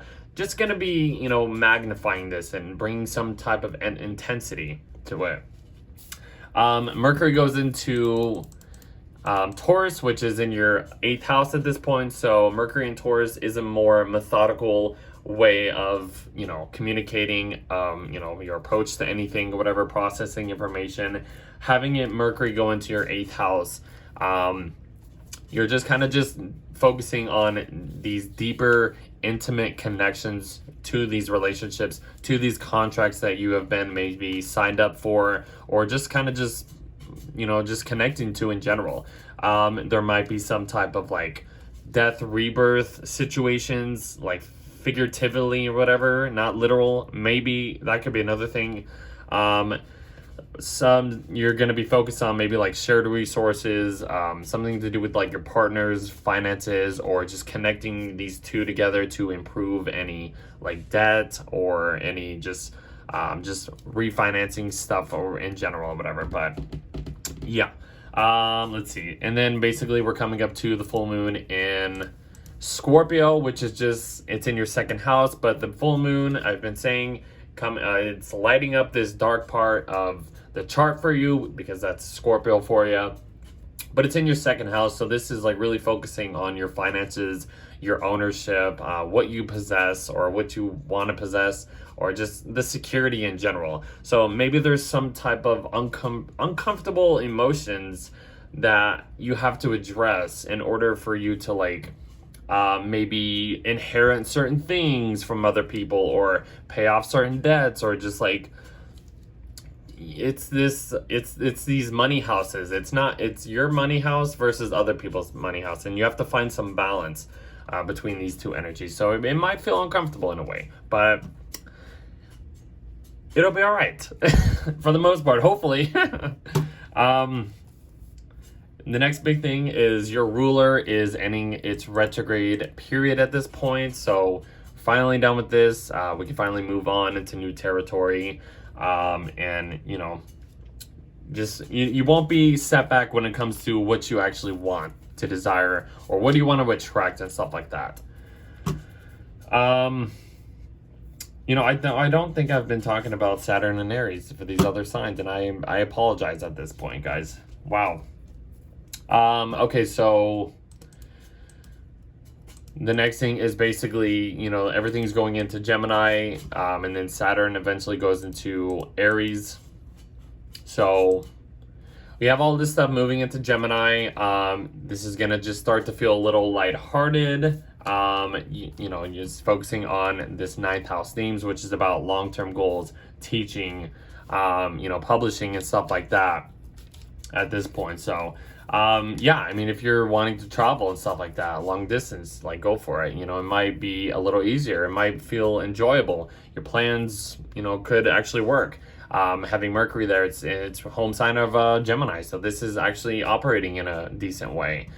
Saturn entering your 7th house of Aries, that's a huge deal. So this is only a little preview. Saturn, I guess I can talk more about it once Saturn gets back into, you know, fully into Aries, but just think about like the responsibilities, how you need to be, you know, more mature. There's going to be restrictions when it comes to relationships in general. This is going to be a huge deal. I feel like when I talked about Virgo risings over the past couple of years, having Saturn go into their 7th house, your relationships will be tested. This is going to be the challenge. Are these relationships going to be suitable for you for the long term? That is Saturn's test. If it's not, these relationships are not good for you. So just kind of putting that out there, guys. So just, this is the beginning stages of Saturn and Aries. So just kind of think about that kind of stuff. But yeah, that's kind of just how we end the month. New moon in Gemini, refreshing these energies when it comes to like higher education, long-term goals.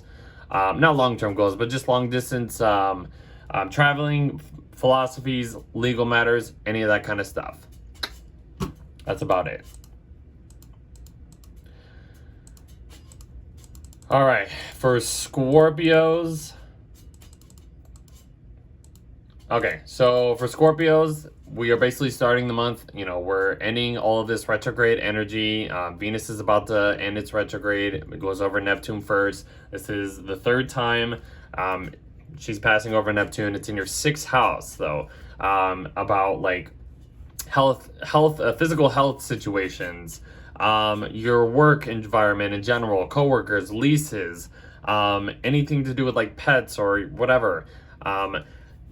There's going to be some like maybe new attractions that might spark your interest when it comes to like, I don't know, your health in general. Like maybe you want to work out and it might feel too good to be true, but you're like, screw it, I'm just going to do it anyways. Or just anything to do with like coworkers and working with other people in general might be a little easier to kind of work with. I mean, Venus is in her sign of detriment, so there's some uncomfortability already, but there's like, whatever, I'm just gonna go and do whatever I want. I'm gonna attract whatever I want. And then basically Mars and Jupiter are ending their post-retrograde shadow periods. Excuse me. So Mars in your 10th house, whatever career situations have been delayed or anything that you want to, do out in the public, we can move past this. Whatever has been stuck, you have maybe felt stuck because it's your ruler, you can finally move past it. I mean, yeah, it might be squaring your Scorpio placements in general, but your ruler is leaving its long, slow down retrograde energy that it's been in. So, and it's not in Cancer no more, so it's not so uncomfortable. This is a little bit more prideful. This is a little bit boosting up your energy when it comes to anything you want to do out in the public, responsibilities, structuring your life a certain way, taking on a role, any actions you take. You can just be the performer and just shoot out there, Jupiter ending its retrograde shadow at this point too in your 8th house. Think back of how much you've grown in this area when it comes to, intimacy, like just deeper connections with your relationships or contracts, paying off loans, or paying off some type of debt or whatever. Or have you been like inheriting more stuff from other people? Think about that. And how have your beliefs changed since, a year ago? This is when it started. The next big thing is Pluto is stationing retrograde in your 4th house. So not the biggest deal in the world. Pluto's just kind of just uprooting certain, hidden things when it comes to like family matters or just your private life in general, stuff like that. Not the biggest deal in the world, but then Mercury goes into Taurus in your 7th house. That's just kind of shifting the vibe, get a little bit more methodical when it comes to communicating with relationships or just, any agreements or commitments that you agree on. At least you're going to have to find some type of balance because it'll give you that longevity of like stableness when it comes to, relationships in general. We are building up to the full moon in Scorpio at this point too. So that could be a little uncomfortable. It is in your 1st house, your sign. The moon is in its sign of fall in the sign of Scorpio. So this could bring, a little of like uncomfortable, feelings, intensity and stuff like that. This is the 1st house and 7th house. This is you against other people. And there has to be some type of like balance. Even if there's some type of like, I don't know, like shake up, chaoticness or whatever, like maybe there's something that you need to address, that you need to get off of your chest, or something that is really focusing on you and putting the energy on you, Scorpio, that you need to like, see. This is shining a light in a dark place and you're seeing like maybe your flaws or something, and it's just like you need to at least have some type of balance when it comes to, what the 7th house is kind of focusing on right now. And there's the sun's on Uranus right now, so there's some type of breakthrough when it comes to these relationships or how these relationships are connecting, I guess, with you or these contracts or something like that. I don't know, that's a little interesting. That can be interesting. Hopefully it's not too crazy though.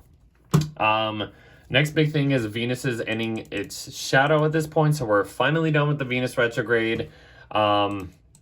We can finally move past all these, stuff that we've been, or maybe you've been reevaluating when it comes to relationships in general, what you actually want. It's in your 6th house, so maybe, you're kind of playing by the rules, but you're kind of just, playing by what is the word that's saying, you're approaching things by the beat of your own drum or something or whatever. I don't know. But just as, trying to create some lightheartedness, some funness when it comes to like maybe your work environment or just connecting with your coworkers in general. The next big thing is the sun is going into Gemini. So the sun going into Gemini is just, deepening these connections. Like I said, like the 7th house is all about, your one-on-one connections. 8th house is all about these deeper connections that are kind of a little bit more hidden. These are, the taboo, occult, stuff that nobody likes to look at, that type of, vibe and stuff like that. This could be like a death rebirth type of energy, no matter what it is when it comes to like these contracts or relationships in general, or using shared resources to improve certain situations. I don't know. And then basically the next thing is Saturn going into Aries, Mercury going into Gemini, and then you have a new moon in Gemini. So like I said, I've been skipping this Saturn and Aries for at least some of the signs I've been talking about. I'm just like, wait a minute, but that's fine. I mean, this is only a preview. Saturn's only going to be here for a little bit, so I'll talk more about it once Saturn fully gets into Aries, and for all of us. But this is entering your 6th house. I would say the challenge here is going to it's going to be a little heavy when it comes to work in general. You might have to work 10 times as hard just to keep that stability, that long-term responsibility, that long-term structure over time. Saturn's just introducing the new responsibilities for you guys. And like I said, it's in your 6th house, so this could represent like work in general, like actually putting the grind in your work, or that little extra in, just to provide whatever situations you need. This could really focus on any physical health issues in general. Maybe you need to kind of pay attention of how you are operating or putting inside your body to operate good. That's going to be the challenge here. So just this is a brief little preview, not the biggest deal. I mean, it is kind of a big deal, honestly, but yeah, you'll learn more about this once we get into 2026 and up to 2028 and stuff like that. So that's gonna be the new vibe.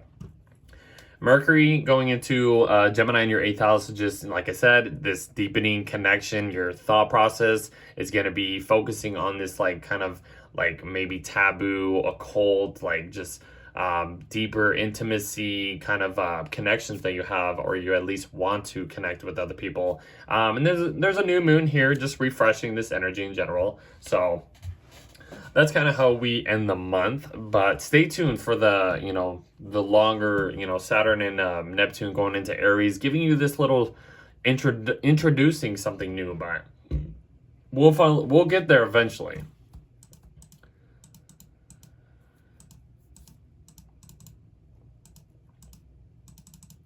All right, Sagittarius, let's go. I'm with you. I'm a Sag rising, so let's do it. So for Sag, for all of us, we start the month basically finishing off this Aries stellium. All these planets are finishing their retrograde cycles, storylines, whatever you want to call it. Venus comes up to a conjunction with Neptune, so this is the 3rd pass that Venus has been connecting with Neptune, and this could feel too good to be true, sparking new interest, because it's in Aries, it's not in Pisces, so dreamy or unconditional type of vibes and stuff like that. This is a whole new vibe, and this is in our 5th house of romance, dating, children, creativity, hobbies, pleasures, inspirations, a very fertile type of energy, which could go in 2 different ways. So just kind of be careful on that. But Venus will, end up passing through this whole sign house. It's in a fire sign. So honestly, it's going to be working in our language, which we like. We like that fire energy. We have Mars over here finally ending its retrograde cycle in the sign of Leo, the sign of what we basically represent, which is about traveling, higher education, philosophies, teaching, publishing, dealing with any legal matters and stuff like that. Like, that is going to be where our energy is going to, we want to just go at it. The other one is Jupiter is ending its post-retrograde cycle at this point too. So think back of what has grown. How have we grown when it comes to like relationships in general, business contracts or agreements and commitments and stuff like that? How have your beliefs changed in that type of way? Yes, Jupiter is in the sign of its detriment in Gemini. This is the last month though that Jupiter is going to be in this sign. It's going to end up moving into the sign of Cancer by next month, and it's going to be exalted. So I'm praying that it'll be at least a lot better than it has been, since, not saying Jupiter in Gemini has been horrible. It's just challenging a little bit because it's in a Mercury ruled sign, and Jupiter's all about expansion, and Gemini is all about little information and communicating and stuff like that. But yeah, that's exciting in a way. Pluto is stationing retrograde in our third house at that point. That's the next big thing. So this isn't anything like huge. I mean, we're gonna continue seeing these Pluto retrogrades over and over, for many, many years and stuff like that. So Pluto is just kind of digging up, certain ways of like our communication style. It's trying to magnify and like either blow up or kind of focus on the smaller things when it comes to like our interests, maybe our commune, any social media type of content and stuff like that. So yeah, just our social life in general and stuff like that. But we're going to continue seeing this. Not the biggest deal in the world though. And then Mercury goes into the sign of Taurus in our sixth house. So, we kind of build up this, sixth house, I would say stellium, whatever you can call it. Mercury's here. It's focusing a little bit more methodical on our workspace, trying to make things long lasting, taking our time when it comes to any approaches, when it comes to service in general. That could be for ourselves or servicing other people. Maybe focusing on some type of lease that can bring some longevity to it. Yeah, I mean, and then focusing on like physical health in general and stuff like that. That's just going to be our our mindset's going to be focused on. Then we approach this full moon in Scorpio, which could feel a little uncomfortable. I mean, it's opposite, not only the sun, but it's opposite Uranus. So there's going to be some shakeup, some breakthrough, some unpredictable situations that have us, that might feel a little uncomfortable. Because I mean, having the moon in the sign of Scorpio, it's in the sign of its fall. It might feel a little uncomfortable as it is, but it's in our 12th house. So this is like really shining a light on this hidden dark area of life and seeing what we need to either address, let go of. And this is like subconscious like energies, maybe some addictions, anything to just do with like just isolation and just what's behind that, what's like, this is kind of like looking inside like the attic and seeing like so many cobwebs and then spiders, and then there's just so much junk and emotional just baggage that we don't need anymore and stuff like that. So maybe this could help us. This could help some type of like health situation, because these planets are in the health signs, or health houses, I should say. 12th house is mental health, 6th house is physical health. So maybe something about with like health issues or something like we need to like, address or something. I don't know. Let's see. And then Venus is ending its shadow. Then that's the next big point. So we're done with this. Think back of what's been reevaluated when it comes to, relationships.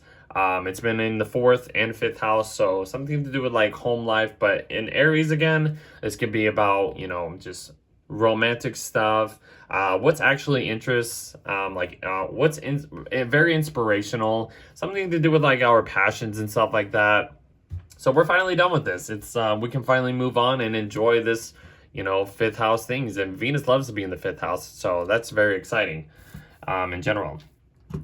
And then the sun goes into Gemini, and then basically At that point, Saturn is entering Aries, and then Mercury will go into Gemini and then have a new moon in Gemini as well. So this is focusing on relationships as we move into Gemini season. This is our opposite sign, so we're gonna have to focus on maybe supporting other people, maybe making stronger commitments or just agreements on anything that we need to balance this, me versus you or me versus we kind of energy and stuff like that. We have the ruler, we have Mercury, which is the ruler of Gemini, entering this point of this area of house for us. This could be, hopefully it works out a little bit. We're operating a little bit more easily when it comes to connecting with other people. It could feel a little bit more lightheartedness, a little breezy, but it could also bring some challenges because it's in our opposite sign. So it's like there's more of a compromising type of energy when it comes to this stuff. Saturn entering our 5th house of Aries. That's the big deal, though. I could probably go on and on about this, but having it entering our 5th whole sign house of Aries, there's going to be new responsibilities, new restrictions. There's new ways of being mature when it comes to basically anything to do with like children, our self-expressions, passion projects, entrepreneurships and stuff like that. Any bucket list type of energy. Like this is introducing new situations, new challenges when it comes to all this stuff. So I will talk more about this when we, maybe when Saturn actually officially gets into Aries next year. So it's the same thing with Neptune, So we'll talk more about that. That's about it. That's kind of how we end the month. And then there's a new moon refreshing the energies when it comes to connecting with relationships, contracts, and all that kind of stuff. Excuse me.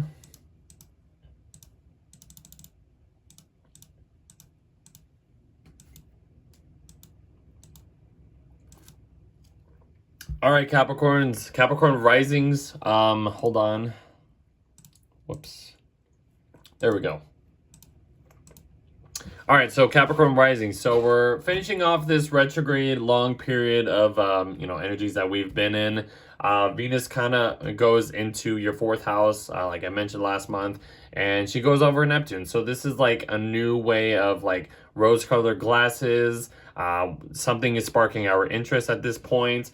This is in your 4th house, so this can be, certain like new spiritual ways of like, I guess like approaching, or just like something to do with like our, I don't know. Okay, the 4th house is our subterranean area of life. So this is a very private house. So there might be some maybe hidden spiritual desires that are sparking our interest when it comes to like family stuff or just home stuff in general, our maternal instincts or whatever like that. I don't know. This can just, focus on like this, just listen to your intuition. I would say, even if something feels a little off, it could be good at this point. Cause I mean, Venus is direct. She's finishing her retrograde cycle at this point. So, I don't know.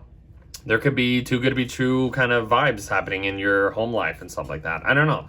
Mars is ending its retrograde cycle at this point too, in your 8th house. So things to do with like intimacy, death rebirth situations, which could be, in any form, dealing with like debt and, or also inheriting stuff. Like maybe all of this stuff that's been delayed for you guys over the past few months was meant to happen actually. Now you can actually move forward and maybe, cut out some certain debts or debts that you owe, or just kind of you're just rebuilding this this deep deep psychological connections when it comes to like other people by using the shared resources, joint ventures and stuff like that. I don't know. Just kind of connect with your partner and see if things are going to be a little spicy in a way. Jupiter is ending its shadow at this point too, and it's in your 6th house. Think back of how things been growing in your workspace. How have your beliefs changed, even if it's felt a little challenging at this point, but how have you been servicing other people or even yourself? Think about your physical health. Has there been any physical health issues that you've been kind of, because Jupiter expands anything it touches, so maybe something to do with like physical health has been kind of like very prominent and stuff like that, like out there. But I don't know, think back of what's been going on for this past year.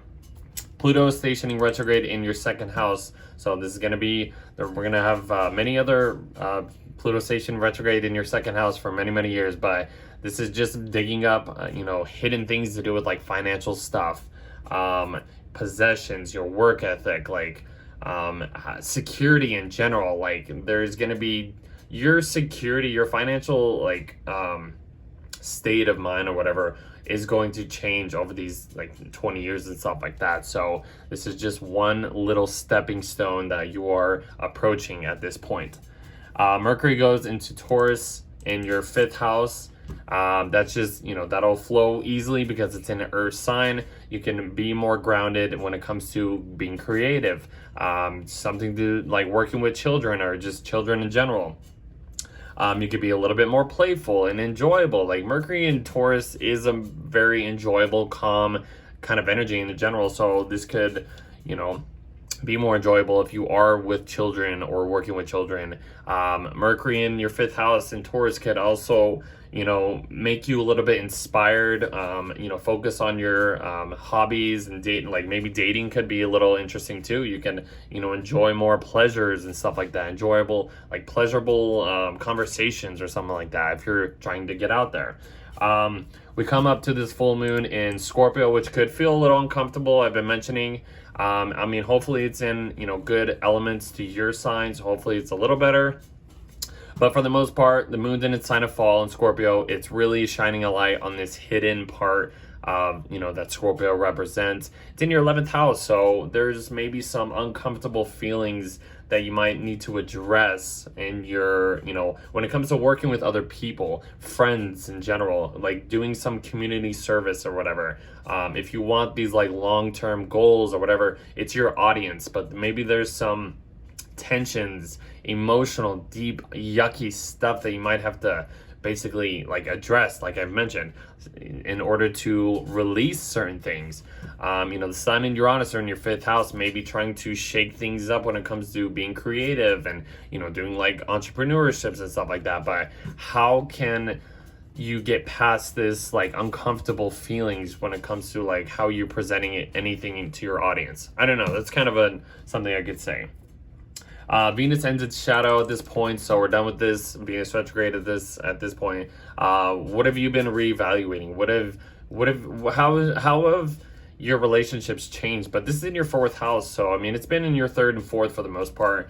But 4th house is like family stuff, private stuff, your private life, your intuition. Like focus on your intuition. What's been kind of sparking interest in a way that can help, I guess, you enjoy certain things when it comes to like, spending time with family or something like that. I don't know. Like, how has your family situations been, kind of reevaluated, I would say. And then Sun goes into Gemini, which is in your 6th house. So this, focus on work, servicing other people, physical health, stuff like that. That's going to be the main focus. And then Saturn your ruler Saturn enters your 4th house of Aries, and this is only going to be a small little preview. We can continue talking about this over the next few years, because it'll eventually come in here in like February 2026. But Saturn, you're already ruled by Saturn.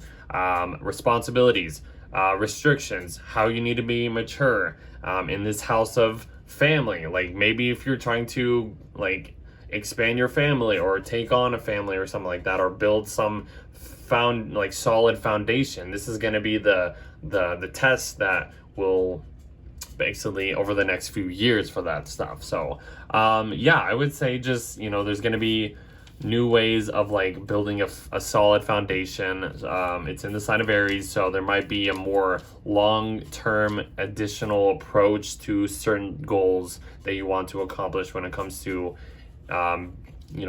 building this firm ground, this firm subterranean area for you.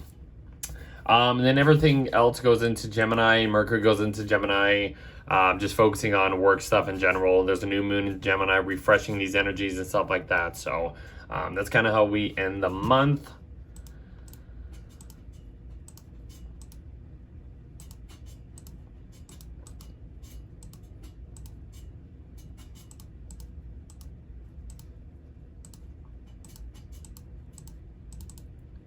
Okay, so for Aquarius risings, here we are. So we're continuing and ending this retrograde period of time. We're getting more clear energy at this point. Venus is basically just entered the sign of Aries.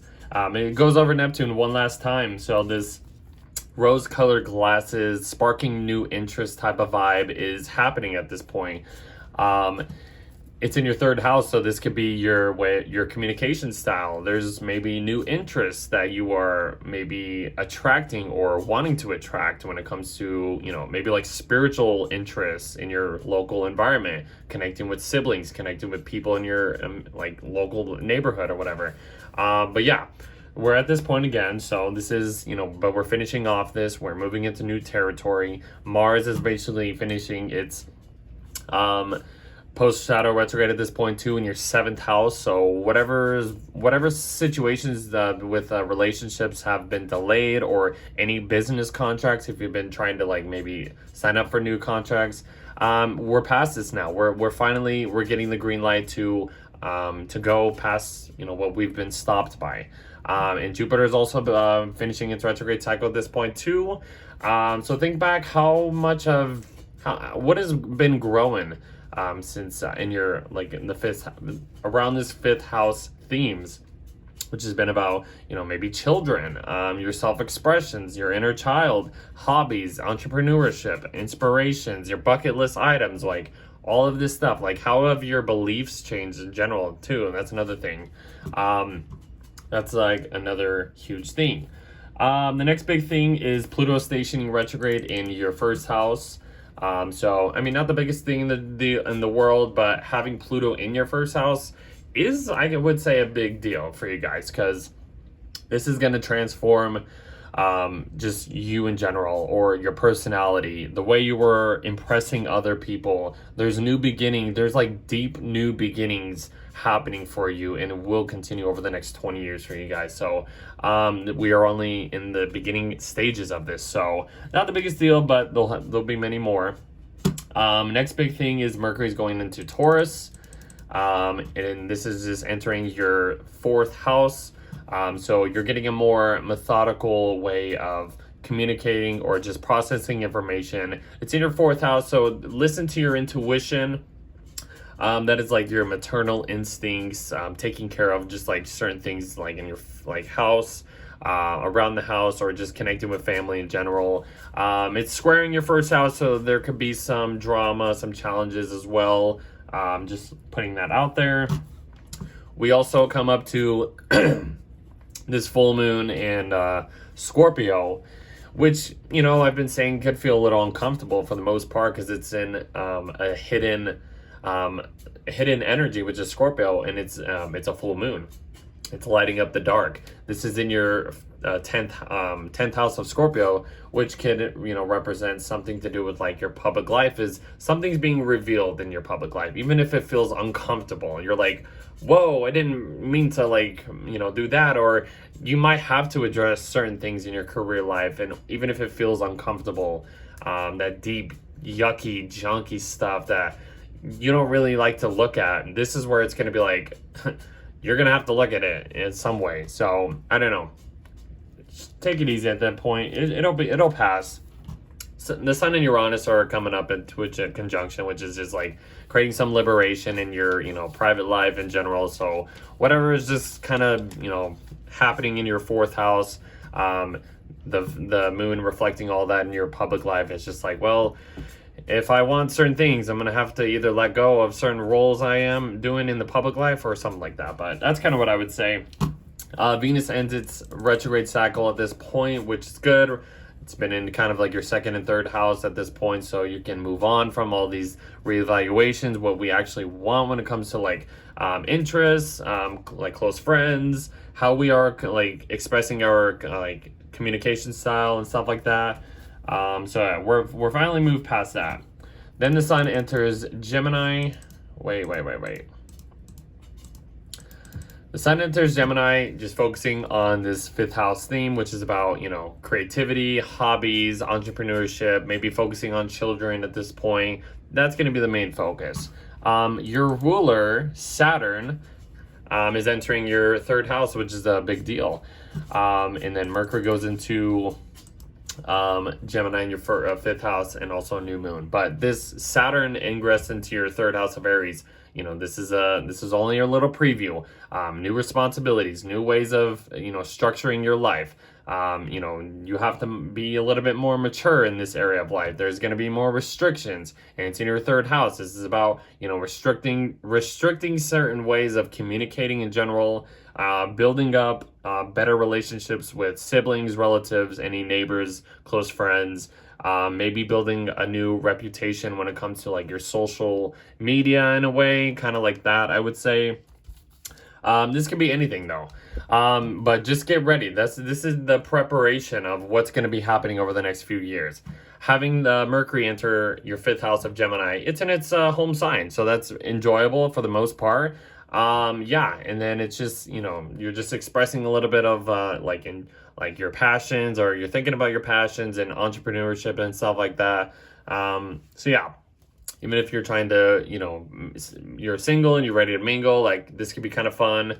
New moon, refreshing this energy, just, you know, kind of just starting a new cycle. Set those intentions if you want to, you know, go out there and enjoy some, you know, creativity or your passion projects or something like that. So that's kind of how we end the month. And then we get to Pisces. Whoops. Okay, so for Pisces, for the most part, everything is just kind of just in your second house. You know, we have all these planets finishing their retrograde cycles. Venus is coming over Neptune, which is in your second house. So there might be some something sparking your interest in a way that can create a more like, you know, just spiritual kind of vibe, spiritual values. Just the way you are, you want security, and there might be some, you know, uncomfortable ways of getting it, but you're gonna want to get whatever you want. This could be spending more on certain things to feel more secure, values, possessions. Like that's Venus in the second house. You might be earning more in a way.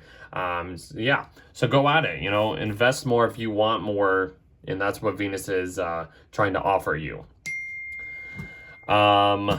Let's see. The next thing is, you know, Mars is ending its post-shadow retrograde at this point too. So whatever's been delayed in your sixth house of like service in general, dealing anything with like like leases or your work routines and stuff like that. Like, we're finally past this, and we can at least, you know, move on from all this delayed stuff that we've been dealing with. And same with Jupiter. It's been in your fourth house.